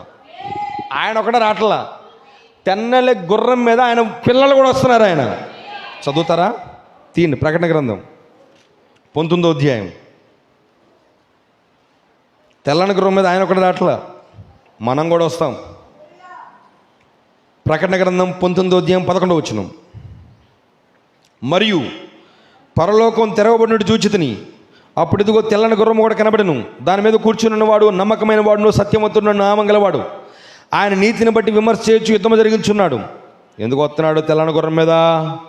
యుద్ధం చేయడానికి. ఆయన నేత్రం లగ్గిన జ్వాల వంటివి, ఆయన శిరస్సు మీద అనేక కిరీటములు ఉండెను. వ్రాయబడి ఉన్న ఒక నామము అతనికి కలదు, అది ఆయనకి కానీ మరి ఎవరికి తెలియదు. రక్తములో ముంచబడిన వస్త్రం ఆయన ధరించుకుని ఉండెను, మరియు దేవుని వాక్యమైన నామం ఆయనకి పెట్టబడి ఉన్నాను. పరలోకమందు సేనలు శుభ్రమైన తెల్లని నారబట్టలు ధరించుకుని తెల్లని గుర్రములెక్కి ఆయనను వెంబడించుచుండ్రి. ఎందుకు వస్తున్నారండి వీళ్ళు? తీర్పు తీర్చడానికి, యుద్ధం చేయడానికి. హలో, అందరూ ఎక్కడ ఉన్నారా? నువ్వు గనక ఆ తెల్లని గుర్రం మీద నువ్వు రావాలంటే ముందు ఈ కాలం యొక్క వాక్యము చేత నిన్ను నువ్వు తీర్పు తీర్చుకోవాలి. ఎందుకు దూత వచ్చింది? దేనికోసం? అన్వేషించడానికి వచ్చాడు. నిజమైన వధువు వాక్యం ఏం చెప్తే అలాగా తనను తాను సరి చేసుకుంటుంది. బైబిల్ చెప్తుంది, నిజమైన దేవుని పిల్లలు వాక్యమునకు సజీవ యాగంగా తమ అవయవాలను సమర్పిస్తారు. వాళ్ళు సజీవంగా ఉన్న అవయవాలను దేవునికి సమర్పిస్తారు. ఆ ఎత్తబడి విశ్వాసాన్ని పొందుకుంటారు వాళ్ళు. ఎందుకనంటే సపోజ్ మీ జాకెట్లు సరిగా ఉండాలి అని ప్రవక్త చెప్పినప్పుడు మనుషులు ఏమనుకుంటారని కాదు, నేను తీర్పులోనికి జాకెట్ ద్వారా రాకూడదు అని. వింటున్నారా? నేను ఆ తీర్పులోనికి నా జాకెట్ ద్వారా రాకూడదని నువ్వు గుర్తించి నీ జాకెట్లు మార్చుకుంటావు. నీ లెగ్గిన్ల ద్వారా తీర్పులోనికి రాకుండా ఉండడం కోసం లెగ్గిన్లు మాని వేసుకోమ్మా. ఎప్పుడు? అది సెక్యూరిటీ కోసం వేసుకోవాలి, బయటికి కాదు. సరే, ఇంట్లో ఉన్నావు, పడుకునేటప్పుడు సెక్యూరిటీ కోసం వేసుకోవచ్చు. ఇంట్లో ఉన్నప్పుడు అది కూడా పైన ఇంకోటి ఏదైనా ఉండాలి. అది మాత్రం ఉండకూడదు. లెగ్గిన్స్ అనేవి మొట్టమొదట అవి ఎందుకు కనుగొనబడ్డాయి అంటే, చీరలు వేసుకున్న చీర లోపల అవి సెక్యూరిటీకి వేసుకునేవాళ్ళు. చివరికి ఏం చేశాడు సాతానుడు? దాన్ని చీరలు లేపేశాడు, అవి పబ్లిక్ చేశాడు. సరే, పబ్లిక్ చేశాడు, పర్లా.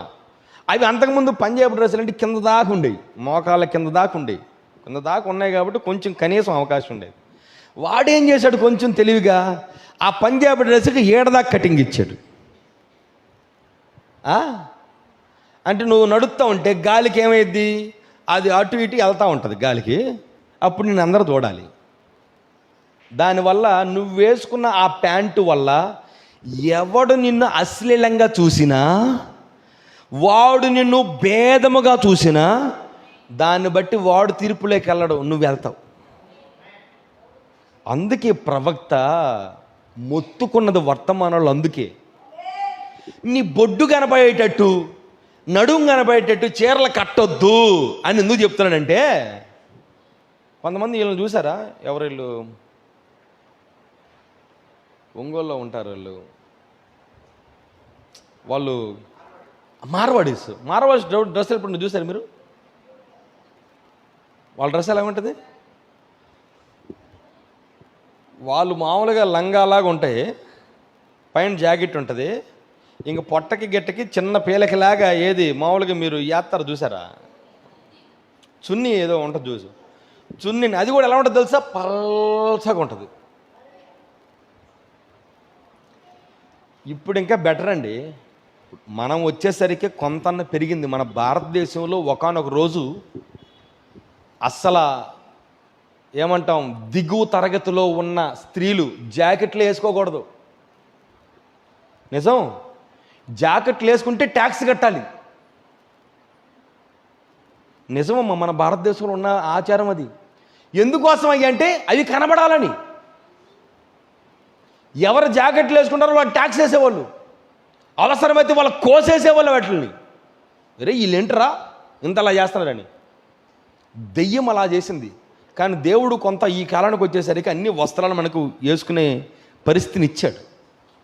మీరు అనొచ్చు, అయ్యా ప్రవక్తని ఇదే ప్రశ్న అడిగారు, అయ్యా నువ్వు చెప్పే వస్త్రధారణకు సంబంధించిన డ్రెస్సులు ఇప్పుడు మాకు దొరకట్లేదయ్యా అని అంటే, ప్రవక్త ఏమన్నాడు తెలుసా? ఇంకా కుట్టు మిషన్లు ఉన్నాయి, వాటిని దేవుడు మన కోసమే ఆపాడు, మీరు వాటిని పెట్టి కుట్టించుకోండి. అంతేకాని వాళ్ళు వేసినట్టు అలాంటి వస్త్రాలు వేస్తే ఒకానొక రోజున మీరు మీ వస్త్రాలను బట్టి తీర్పులోకి వస్తారన్నాడు ఆయన. అంటున్నారా అమ్మా? ఇవన్నీ ఒక సేవకుడిగా మీరు అనుకోవచ్చు, సేవకుడికి ఈడితే ఏం పని, వాక్యం చెప్పొచ్చు కదా అని. మీకు మాట చెప్పనా? ఈ వర్తమానికుడు వచ్చిన తర్వాతే మాకు వస్త్రధారణ అంటే ఎలాగ అర్థమైంది. మాకు ఎలాగా జుట్టు ఉండాలో, ఎలాగా జాకెట్లు ఉండాలో, ఎలాగా క్రాఫ్లకి ఎరా గీతలు ఎవరైనా పెడుతున్నారా? పెట్టారంటే క్రాఫ్లు గీతలు పెట్టడాలు, మధ్యలో రోడ్లులాగా చిరిగిపోయిన ప్యాంట్లు వేసుకోవడాలు అయ్యామనంటే ఫ్యాషన్. అక్కడక్కడ బొక్కలు ఉంటాయి అన్నమాట. దెయ్యం ఈ కాలానికి వచ్చేసరికి వాక్యములో ఉన్న ప్రతి క్రమాన్ని నాశనం చేసి పడేశాడు వాడు. అందుకని దేవుడు ఇన్వెస్టిగేట్ చేయడానికి దూతలను పంపాల్సి వచ్చింది. ఆయన విచారణ చేసి నిజమైన వాక్యం అంటూ చెప్పడానికి దూతలను పంపాల్సి వచ్చింది ఆయన. ఇప్పుడు ఆ ఫ్లయింగ్ సాసర్స్ ఎవరో కాదు, అన్వేషణ దూతలు. వారు భూమి మీదకి ఎందుకు వస్తున్నారు? సరి చేయడానికి. వాళ్ళు ఎక్కడే ఉన్నారు. ఈ వర్తమానం సరి చేసే వర్తమానం ఇది.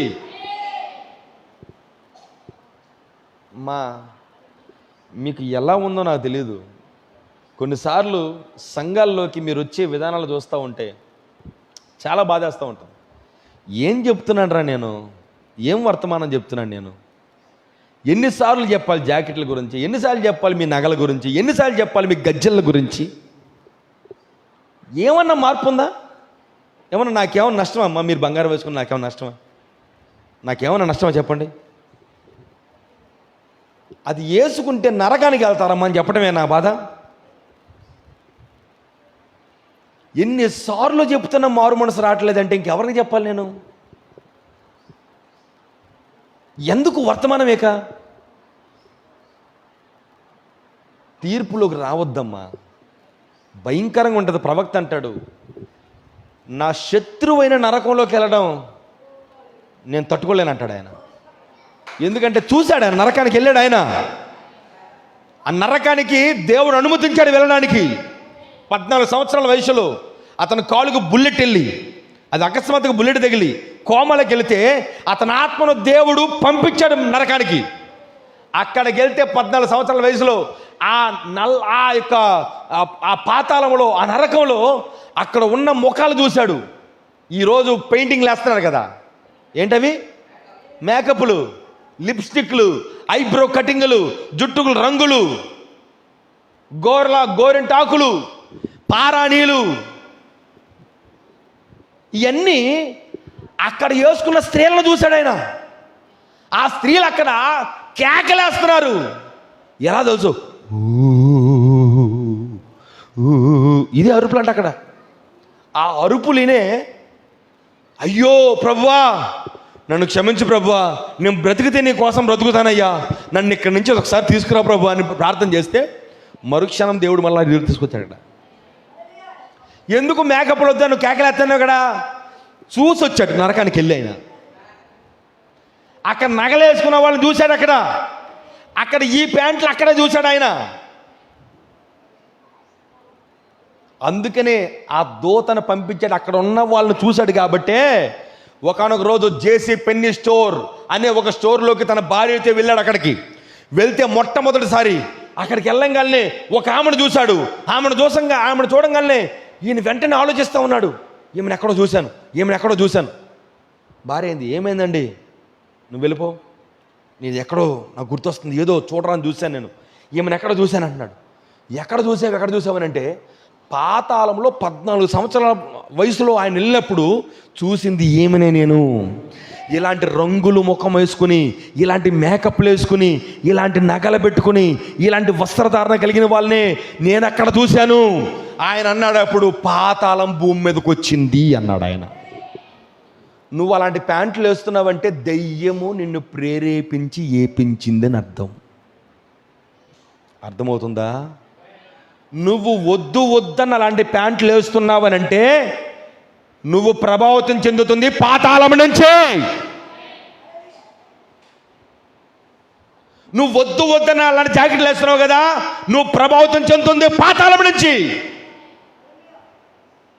వద్దన్న నగలేసుకుని వస్తున్నావు కదా, నీ ప్రభావం పాతాళముది. ఎత్తబడుట ముందు ఎందుకు ఈ వర్తమానం వచ్చింది? సరి చేయడానికి. కొంచెం టైం ఉంది నీకు. మారు మనసు పొంది సరి చేసుకున్నావా, నీ శరీరం మార్పు ఆ ఫ్లయింగ్ సాసల ద్వారా జరుగుతుంది. ఎందుకని? ఆ వెలుగు, ఆ వాక్యపు శరీరం నీ పక్కన ఉంది. ఇప్పుడు 1963లో నీ వాక్యపు శరీరం దిగొచ్చింది. ఇప్పుడు అది నీ పక్కన ఉంది. అదే నీ వెలుగు, అదే నేను సరిచేసేది. ఆ వాక్యపు శరీరం నీ దగ్గర ఉంటే ఎలా పడితే అలా వస్త్రాలు వేయలేవు, నువ్వు వేయలేవు. ఎందుకని? ఏంజల్ ఏంటది? అన్వేషణ ఏంజల్. అది తప్పనిసరిగా నీ పక్కన ఉండి అది వెయ్యడానికి లేదంటది. నువ్వు వేసుకుని తిరుగుతున్నా నీకు అనిపిస్తూ ఉంటుంది, నేను తప్పు చేస్తున్నా, నేను తప్పు చేస్తున్నా, ఇదిగో వేయకూడదు ఇది, కానీ వేసుకుని తిరుగుతున్నా. ఎవరు అనిపిస్తున్నారు? పక్కన ఉన్న శరీరం. నువ్వు ఎన్నికలో ఉంటే నిన్ను సరిచేస్తుంది. లేవా? ఈ పాస్టర్ గారు ఎలాగ చెప్తారులే, ఇంకా ఎలాగేస్తాను చూడు, ఇంకా ఎలాంటి ప్యాంట్లు కొంటాను చూడు, ఇంకా ఎలాంటి షేపులు జాకెట్లు కుట్టిస్తాను చూడు. ఎవరికి ఎక్కువ అమ్మా? మీరు కుట్టిస్తే నాకేమన్నా ఎక్కువ? చెప్పండి అమ్మా. ఒకసారి మా భార్య, నేను చెప్పా నగలు వేసుకోకూడదమ్మా, ఎందుకంటే మా భార్య మీకు తెలీదు. ఇప్పుడు కూడా మా ఫోటోలు ఉన్నాయి, మా పెళ్లి ఫోటోలు చూడండి, ఆ తర్వాత మా ప్రారంభ పరిచర్యలు కూడా మనం చూడండి. అబ్బో దిగేసిద్ది అన్నమాట. ఒకరోజు ఈ వర్తమానం వచ్చింది, అమ్మ మనం సేవకులు, ఈ వర్తమానం ప్రకారం నగలు తీసేయాలి. ముందంది, నేను దేనో అంది. అసలు ఆ వర్తమానం నేను నమ్మట్లా, ఆ ప్రవక్త నేను నమ్మను, ఆ వర్తమానం నమ్మను, అబద్ధ బాధ నేను నమ్మనంది. సరే నమ్మకపోతే నమ్మకపోయావు అమ్మా, బైబిల్లో నగలు పెట్టుకోవద్దని డైరెక్ట్గా వచ్చిన ఉందమ్మా, ఆ నగలు పెట్టుకోబాకమ్మా అని అంటే, సరే ఆ వర్తమానం నమ్మను కానీ నీ కోసం పాస్టర్ అంటున్నావు కాబట్టి నగల వరకు తీస్తానంది. ఒకరోజు కోపం వచ్చింది, ఏదో ఎందుకంటే గొడవలు వస్తాయి ఇంట్లో, భార్యాభర్తలు అన్నప్పుడు ఏవో గొడవలు వస్తాయిగా. గొడవలు రాగాలని మళ్ళీ వేసింది. అబ్బా ఎలాగుందో తెలుసా నాకు, చిర్రెక్కడం. ఏంటి నగలు పెట్టా? నువ్వు నా మాట చేయకపోతే నేను నీ మాట ఎందుకంటా అంది. నా మాట దేవుని మాట. మీకు తెలుసా చాలా విలువైనది అంటే అది ఈ మాదిరిగా ఉంటుంది. తెంపి పడేసా, ఉన్న దండను అలాగే పట్టుకుని లాగి ఇసిరి పడేసి, అక్కడే ఇసిరిపేసింది, ఎత్తుక్కుంటుంది అడిగి. ఉమ్ము పోయిందిరా. ఎందుకని? అంత కటువుగా లేకపోతే ఈరోజు నా భార్యని కంట్రోల్ చేయగలమా? లోపల ఉన్న వాక్యపు రోషం అది. ఎందుకంటే మా పిల్లలు కూడా నాకు ఎప్పటికీ నాకు నచ్చదు. కొన్నిసార్లు రాత్రులు కూడా వాళ్ళు ఆ నైట్ ప్యాంట్లు వేసుకుని పడుకుంటారు, నాకు చిరాకు వచ్చింది అసలు అది చూస్తుంటే. వాళ్ళని అడుగు, రోజు దంచుడులే. వాళ్ళు వేసుకున్న బట్టలు చూడంగానే ముందు అసలు వాళ్ళని నేను చూడను, ఎందుకంటే నగలంటే వాళ్ళకి లేవులేండి, ఫస్ట్ నుంచి వాళ్ళకి లేవులే. వాళ్ళు వేసుకున్న వస్త్రాలు ఉదయం లేవంగానే చూస్తా. ఏంటా డ్రెస్ తీసేయి. నోరు మూసుకుని అడుగుతుంది, డాడీ ఇది వేసుకోమంటావా, డాడీ ఇది వేసుకోమంటావా, డాడీ ఇది వేసుకోమంటావా? చెప్తే వేసుకోవాలి వాళ్ళు. ఎందుకని? ఎందుకంటే దెయ్యాలు మా పిల్లలు కూడా దొరకబడతాయి. ఎందుకు దొరకబడు?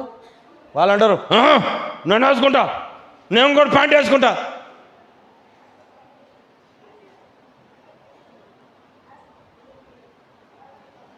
దెయ్యాలండి అవి, అర్థం చేసుకోండి. అవి ఆ ప్రభావం, ఆ దెయ్య ప్రభావాల మీలో ఉన్నాయని గుర్తించండి అవి. ఎందుకంటే దేవుడు ఆ దేవదూతలను పంపించింది దానికోసమే. ఎందుకనంటే సరి చేయటానికి. అలాగ ఉన్నారా లేరా? అలా వాటన్నిటిని వాక్యం ఏం చెప్తుందో దాని ప్రకారం జీవించే ఒక వధువు కోసం కొంచెం టైం ఆపుతున్నాడు. ఎత్తబడిన తర్వాత మాత్రం చుక్కలే. మహాశ్రమల కాలం భయంకరంగా ఉంటుంది. నిన్నే వార్తలు చదువుతున్నా, రాత్రి ఏదో కొత్త పదాలు విన్నాను నేను. 2024 నుంచి వాతావరణ పరిస్థితులు మారిపోయినాయి. అసలు ఎప్పుడు వర్షాలు పడినాయి? వర్షాకాలంలో వర్షాలు పడలా, నవంబర్లో పడినాయి. నవంబర్లో వర్షాలు ఆగిపోయినాయి. ఈరోజు తోపరపడింది. ఈ మధ్యలో ఒక్క చుక్క వర్షం లేదు.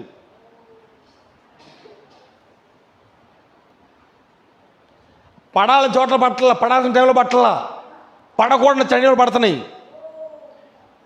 ఎండ విపరీతమైపోయింది. ఈ సంవత్సరం ఎండ ఇంకా హెవీగా ఉండబోతుందట.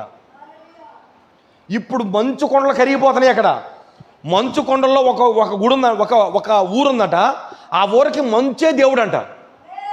వాళ్ళు ఇప్పుడు ఆ మంచు కరిగిపోవడంతో ఒరే మన దేవుడు కనుమరుగైపోతున్నాడు రా అంటున్నారంట వాళ్ళు. ఇప్పుడు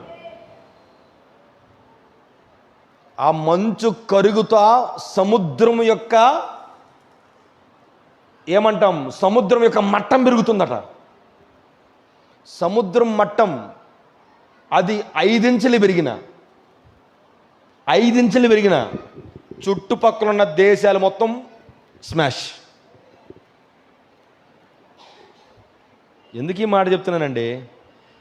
సర్వం రెడీ అయిపోయింది తీర్పుకి. వధువుగా నువ్వు వాక్యాన్ని విని నువ్వు వాక్యానికి తీర్పు తీర్చుకున్నావా, ఎత్తపడతావు.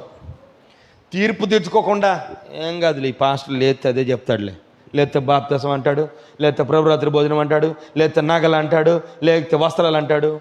బుద్ధి లేక చెప్తున్నాను అనుకుంటున్నారా మీరు? ఏమండి, ఈ కాలంలో నువ్వు ఎత్తబడాలంటే ఒక్క దాన్ని నువ్వు సరి చేసుకోకపోయినా ఆ ఒక్కటే నరకాన్ని తీసుకెళ్తుంది.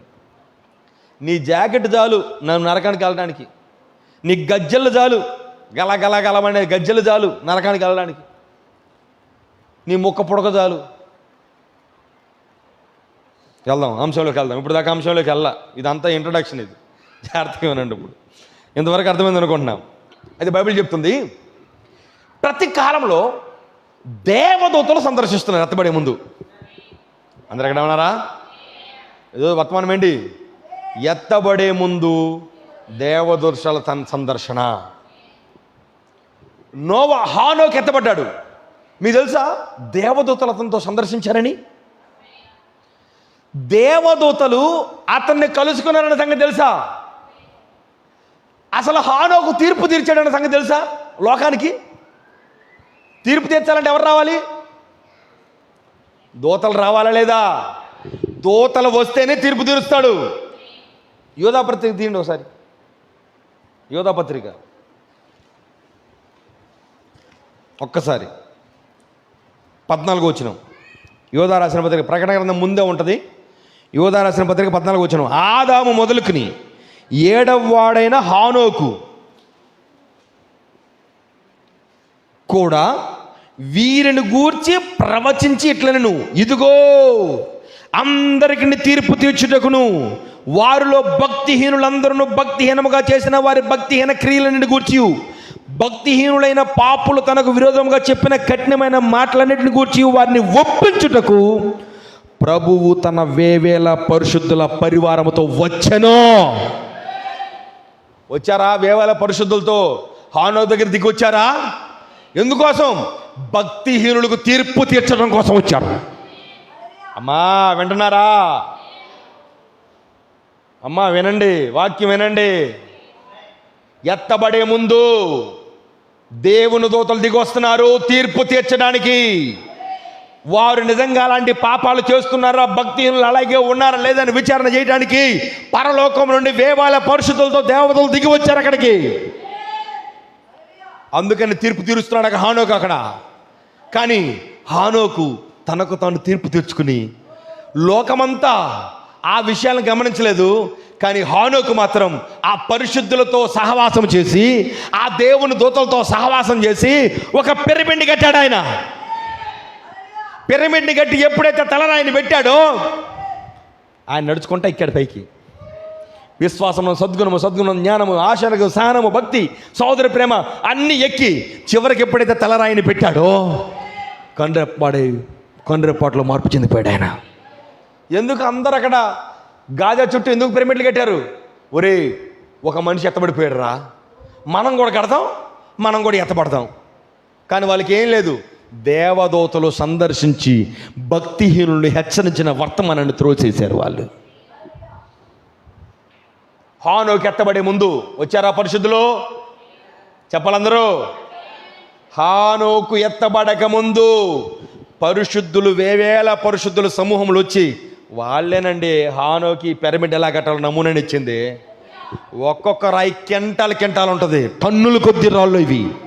అంత పెద్ద టన్నులు, కనీసం సిమెంట్ కూడా వాటి మధ్యలో లేదు. బ్లేడ్ కూడా దూరదంట. బ్లేడ్ దూరనంత సిమెంట్ లేకుండా రాతితో ఆ రాతిని కట్ చేసి ఎంత పెద్ద ఆ పిరమిడ్ చూస్తే మీకు దిమ్మ తిరిగిపోద్ది. గాజా పిరమిడ్ అది 7 వింతల్లో ఒక వింతది. ఆ పిరమిడ్లో సమాధులు లేవు. ఆ పిరమిడ్లో ఒక రాణి గది ఉంది, ఒక రాజు గది ఉంది. ఆ రాణి గది నుంచి రాజు గదికి వెళ్ళే 7 మెట్లు ఉన్నాయి. ఇదే ఆ పిరమిడ్. అది కట్టిన హానో గరిపిన పిరమిడ్ అదే. కాకపోతే దాంట్లో మెట్లు ఇలా మామూలు మెట్లు వేసే. వింటున్నారా? ఎలా కట్టాడు? బ్లేడ్ కూడా దూరనట్టుగా హెల్ప్ చేసిన దేవదూతలండి అక్కడ. వింటున్నారా? దేవదూతలతో సహవాసం చేస్తే హానోకులాగా ఎత్తబడతావు. ఇది 7వ కాలమైనది.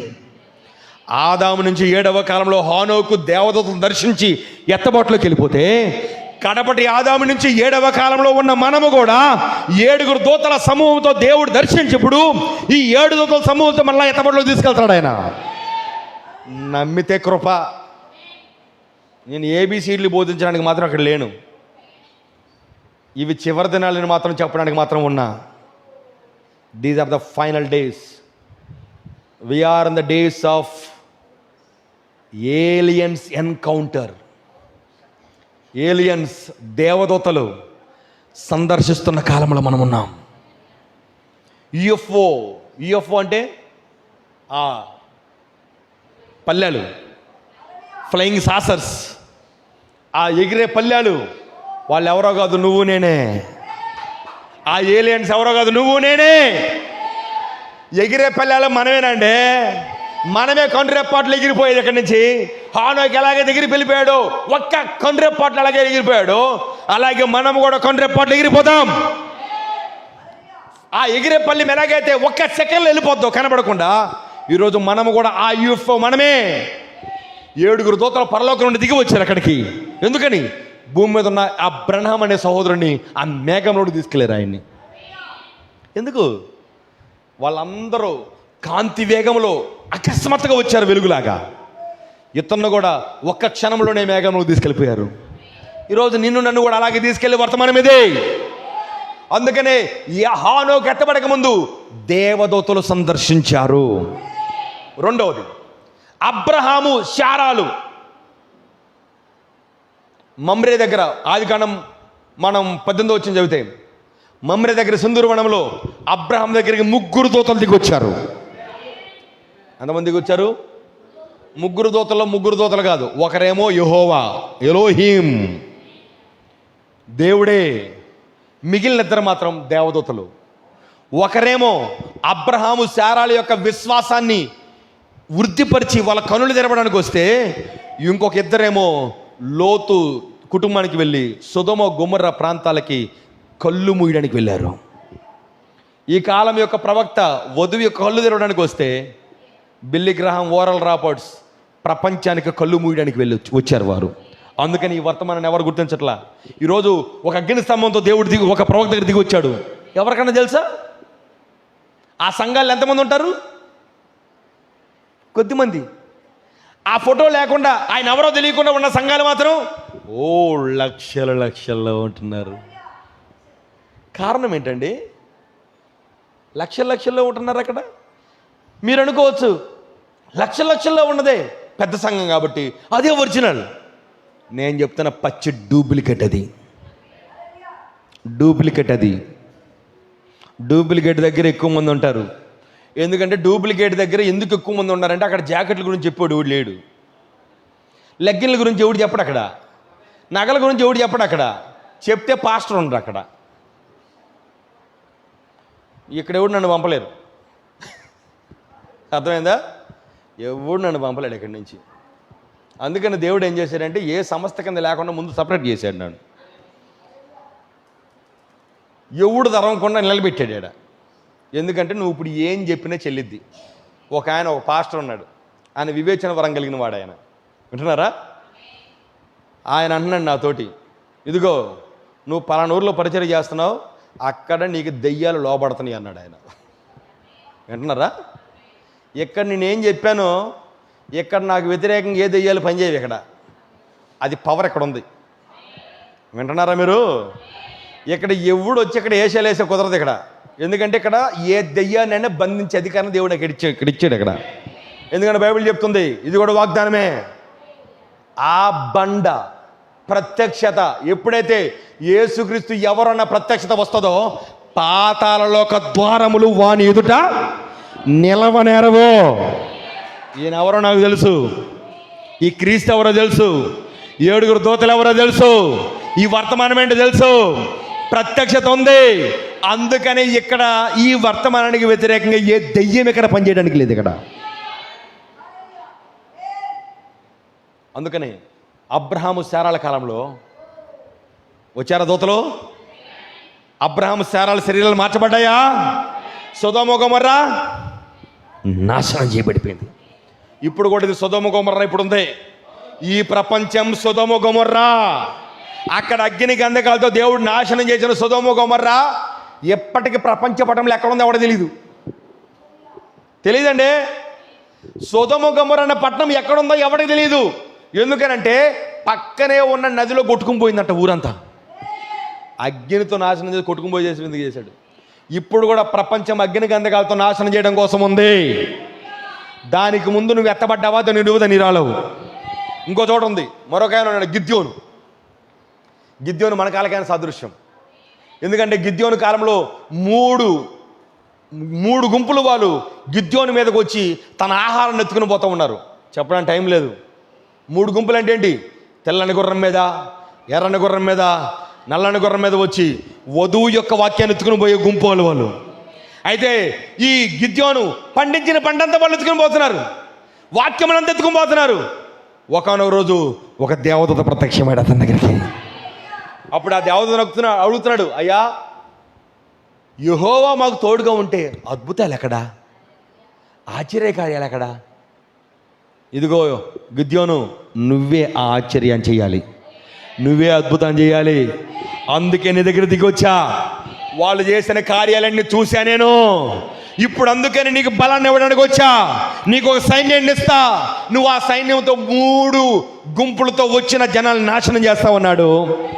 అయ్యా నువ్వే నిజంగా యెహోవా దూతవైతే ఇక్కడే ఉండు, నీకు చిన్న బలర్పిస్తానయ్యా అన్నాడు.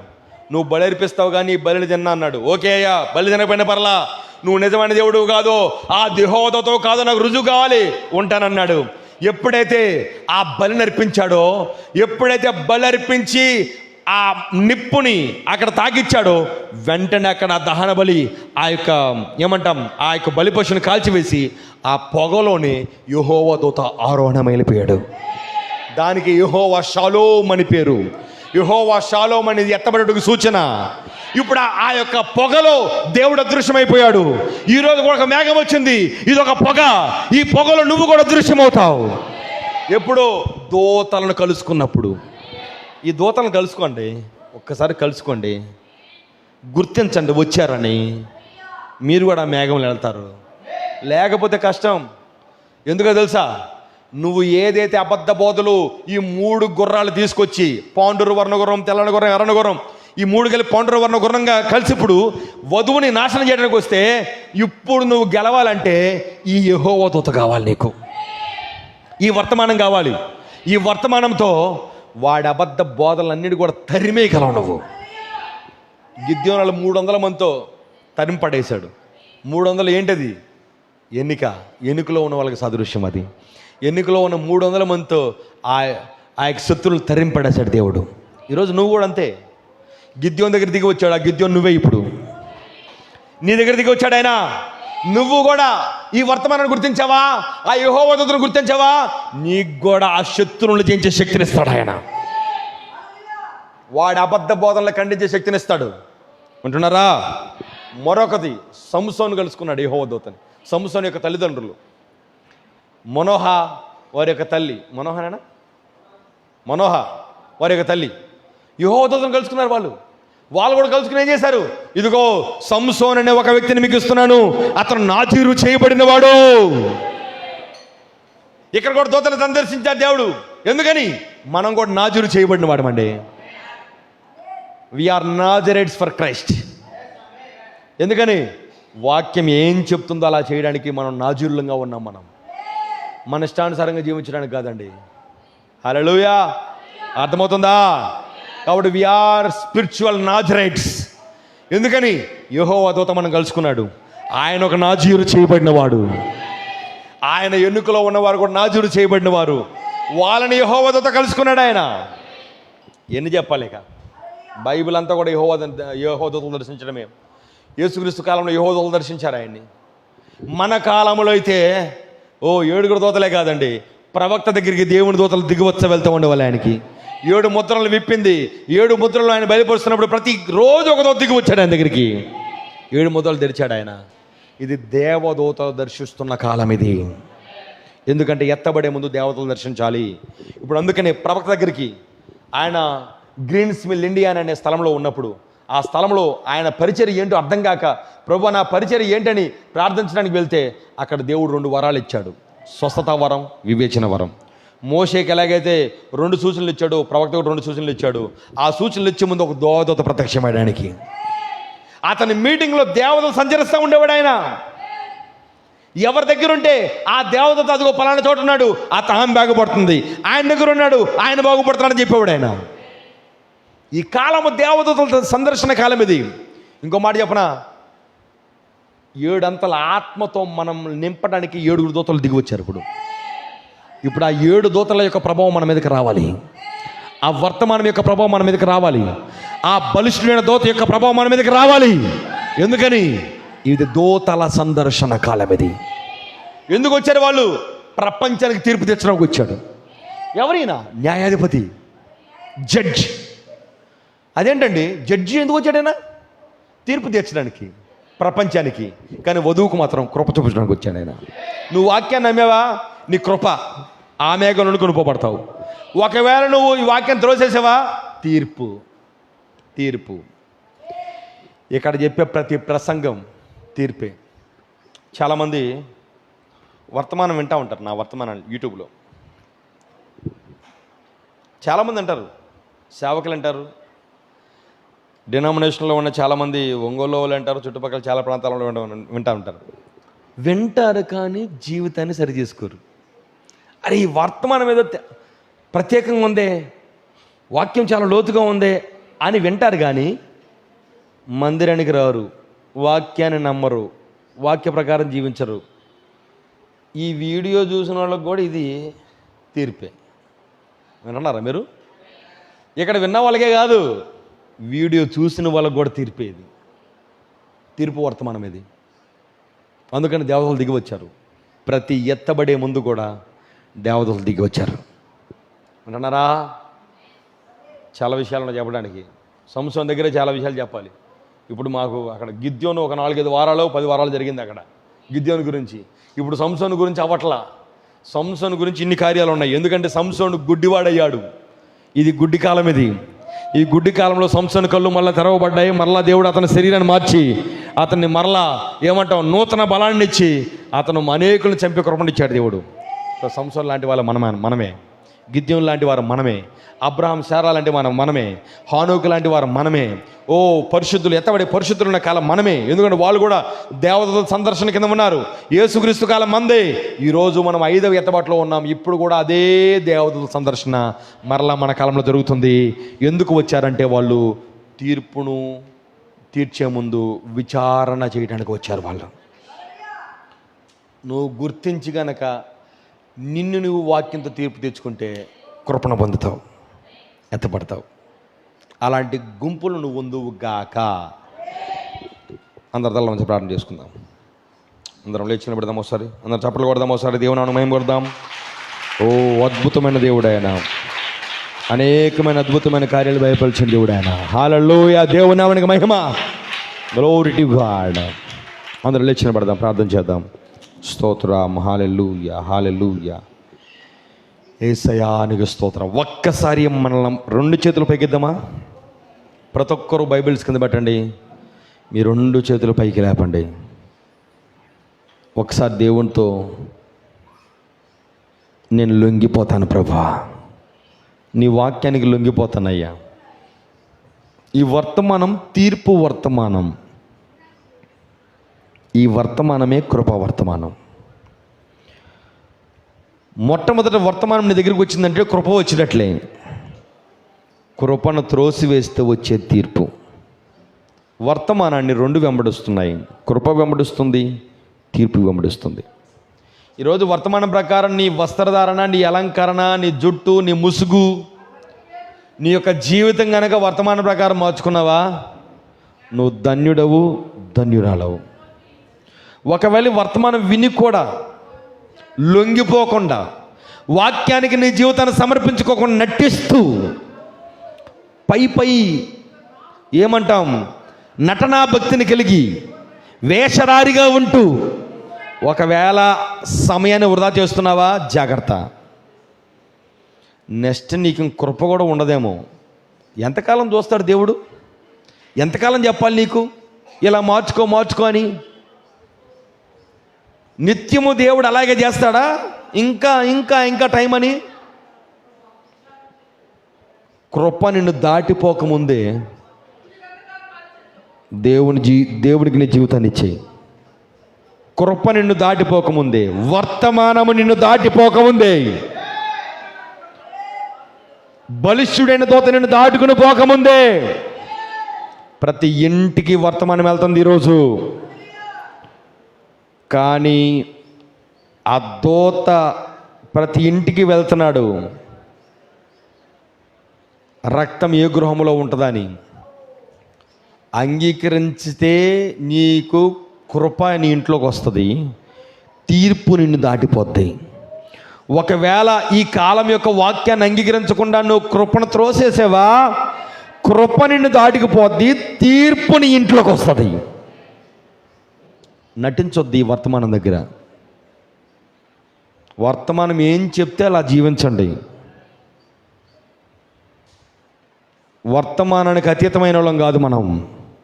ఎవరైనా, నేనైనా, నా కుటుంబమైనా, మీరైనా, మీ కుటుంబమైనా, దేవుడు ఎవ్వరికి లెక్కలేదు. ఆయనకు కావాల్సింది వాక్యమే. ఒక త్రాసులో వాక్యం ఉంటుంది, ఒక త్రాసులో నువ్వు ఉంటావు. నీ జీవితం ఎలా ఉందో చూడు, ఒకసారి పరిశీలన చేసుకో. ఎంతకాలము ఇలా నువ్వు రాజీ పడతావు? ఎవరిని చూసి భయపడుతున్నావు? నీ నగలు తీసేయడానికి ఎవరిని చూసి భయపడుతున్నావు? నీ కులాన్ని చూసా, నీ భర్తను చూసా, నీ బిడ్డలను చూసా? నువ్వు ఎన్నికలో ఉంటే, నువ్వు ఎవరి నిమిత్తమైతే నువ్వు నగలను దాచుకుంటున్నావో, నగలను ధరిస్తున్నావో, నువ్వు ఎన్నికలో ఉంటే మాత్రం వారికి కూడా కష్టమే. వారికి తీర్పు తప్పదు. వారికి చెప్పుకునేని నీ జీవితాన్ని సరి చేసుకో, బాగుపడతావు. ఎందుకంటే చివరి దినాలు ఉన్నాం. ఓ యవనస్తులారా, మీ వస్త్రధారణ మారాలి, మీ వస్త్రధారణ మారాలి. అదే ఒకానొక రోజు నుండి తీర్పులోకి తీసుకొస్తుంది. జాగ్రత్త. ఓ స్త్రీలారా, మీ జాకెట్లు, మీ నడుములు, మీ వీపులు కనపడకుండా మీ వస్త్రధారణ ధరించండి. రేపొద్దున అది నిన్ను తీర్పులోకి తీసుకెళ్తుంది. ఓ యవనస్తులారా, పురుషులారా, నీ వస్త్రధారణ సరిగా ఉండాలి. చిరిగిపోయిన ప్యాంట్లు, ఓ విపరీతమైన అర్థాలు కలిగిన టీషర్ట్లు, నీ జుట్టు, నీ యొక్క క్రాఫ్లు, జుట్టు పెంచుకోవటం, తీసేస్తే బోడిగుండులాగా తీసేయటం, గాడులు పెట్టడం, ఇలాంటివి ఉండకూడదు. ఇవి వాక్యం ఏం చెప్తే అలా జీవించాలి. అలా ఉంటే నెత్తబడతావు. చివరి దినాలు ఉన్నాం. ఈ కాలానికి దేవుడు దూతలను పంపించాడు వర్తమానాన్ని ఇవ్వడానికి మనకి. ఆ వర్తమానం సరిచేసే వర్తమానం, నిన్ను ఎత్తబాటులోకి తీసుకెళ్ళే వర్తమానం ఇది. నువ్వు సరి చేసుకుంటే ఎత్తబడతావు. ఎందుకంటే అదే వెలుగు నిన్ను కొండ్రెపాట్లో మార్పు చెందిస్తుంది. నిన్ను అదే యుఎఫ్ఓ నిన్ను ఒక్క క్షణంలో మరో ప్రపంచాన్ని తీసుకెళ్తుంది. నువ్వు ఒక ఏలియన్వే, నువ్వే ఒక aliens. You are the alien. ఎందుకంటే నువ్వే కొన్ని రెప్పపాట్లో ఎక్కడికైనా ప్రయాణం చేయ ఏలియన్ నువ్వే. ఒక రెప్పపాట్లో ఎక్కడికైనా వెళ్ళే శాస్త్రం నీవే, ఫ్లయింగ్ శాస్త్రం నీవే. సంపూర్ణంగా సమర్పించుకో వాక్యానికి. ప్రార్థన చేద్దాం. మహాగణుడ, పరిశుద్ధుడా, ఎంత అద్భుతమైన వర్తమానం ప్రభువా. అనేకసార్లు ఈ వర్తమానం యొక్క విలువను మేము గుర్తించలేకపోతున్నాం, కానీ దినము ఒక్కొక్క కోణంలో మమ్మల్ని సరిచేస్తున్నాము. గొప్ప దేవానికి స్తోత్రం. అయ్యా, మేము ఎన్నడూ నీ వాక్యం త్రోసివేసే గుంపులో ఉండకూడదు ప్రభా. నీ వాక్యం ఎంతో స్పష్టంగా ఉంది ప్రభా. లేఖనాలకు ఈ వర్తమానం కరెక్ట్గా సరిపోయింది ప్రభా. అనేకులు లేఖనాల ప్రకారం జీవించలేక వాళ్ళు రాజీ పడి ప్రభువా వాక్యమును అమ్ముకుంటున్నారు ప్రభువా. వాక్యమును వ్యాపారంగా చేసుకుని అయ్యా నిజంగా ఆ వాక్యమును చెప్పాల్సినంతగా చెప్పలేక ప్రభువా వాక్యం నమ్ముకుంటున్న దినాల్లో మమ్మల్ని ఉంచినందుకు నీకు స్తోత్రం. ఆ అమ్ముకునే దినాల్లోనే వాక్యం కోసం అన్ని వదులుకునే గుంపుగా మమ్మల్ని చేసింది దేవునికి స్తోత్రం. ప్రభా మాకు ఈ లోకంలో ఏం అక్కర్లేదు ప్రభువా, మేము ఎత్తబడితే చాలు. మాకు ఎత్తబాటుకి ఏది మాకు ఆటంకంగా ఉన్నా అదంతా కూడా మా యుద్ధం నుంచి తొలగిపోవును కాక ప్రభు. అది మా శరీర ఆశలైనా, అది మా వస్త్రధారణైనా, అవి మా వాక్యానికి వ్యతిరేకమైన జీవితమైనా, ఓ ప్రభు అవి మా క్రియలైనా అవన్నీ కూడా సరిచేయబడును గాక. మేము ఎట్టి పరిస్థితుల్లో ఎత్తబాటును మిస్ అవ్వకూడదు ప్రభు. కృపను దయచేయండి నాన్న. ఈ యొక్క ఉదయకాల సమయంలో విన్న వాక్యం హృదయాలు భద్రపరచండి. ఎవరు అయ్యా ఆ వాక్యాన్ని త్రోసివేయకుండా మీ కృపను దయచేయండి ప్రభు.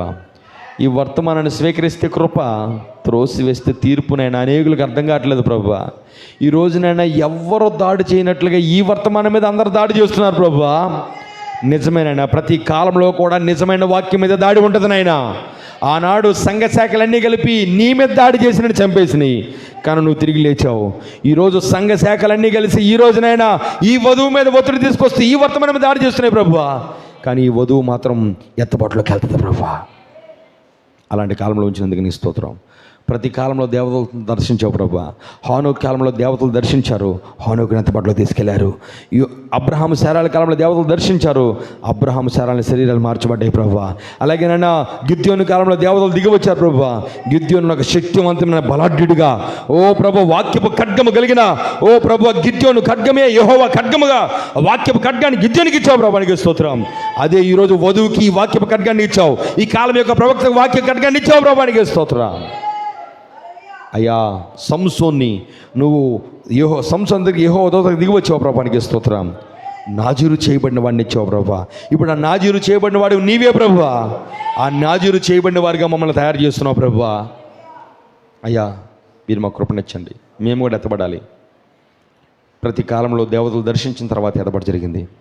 మేము కూడా ఈ కాలంలో 7 దూతల సమూహం మా మీద దిగి వచ్చి నిన్ను చూస్తున్నాం ప్రభువా.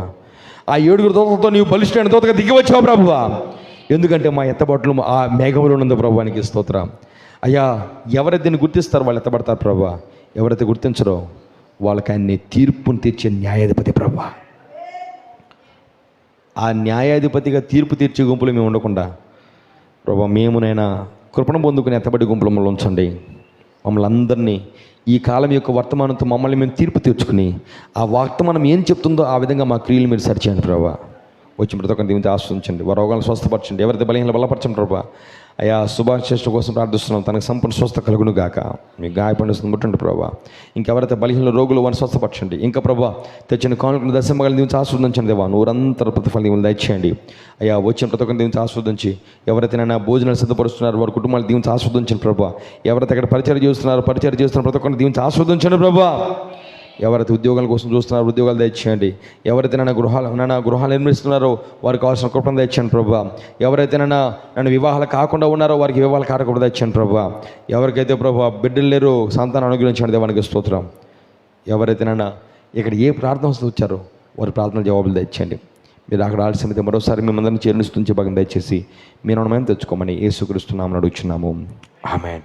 ఆమేన్ అన్న వాడును నమ్మకమైన సత్యసాక్షియు దేవుని సృష్టికి ఆది అయ్యున్న వాని యొక్క ప్రేమ కృప సమాధానంలో ఆ ఎత్తబడే వధువుకు సదాకాలంతో నడిపించును గాక. ఆమేన్. ఆమేన్.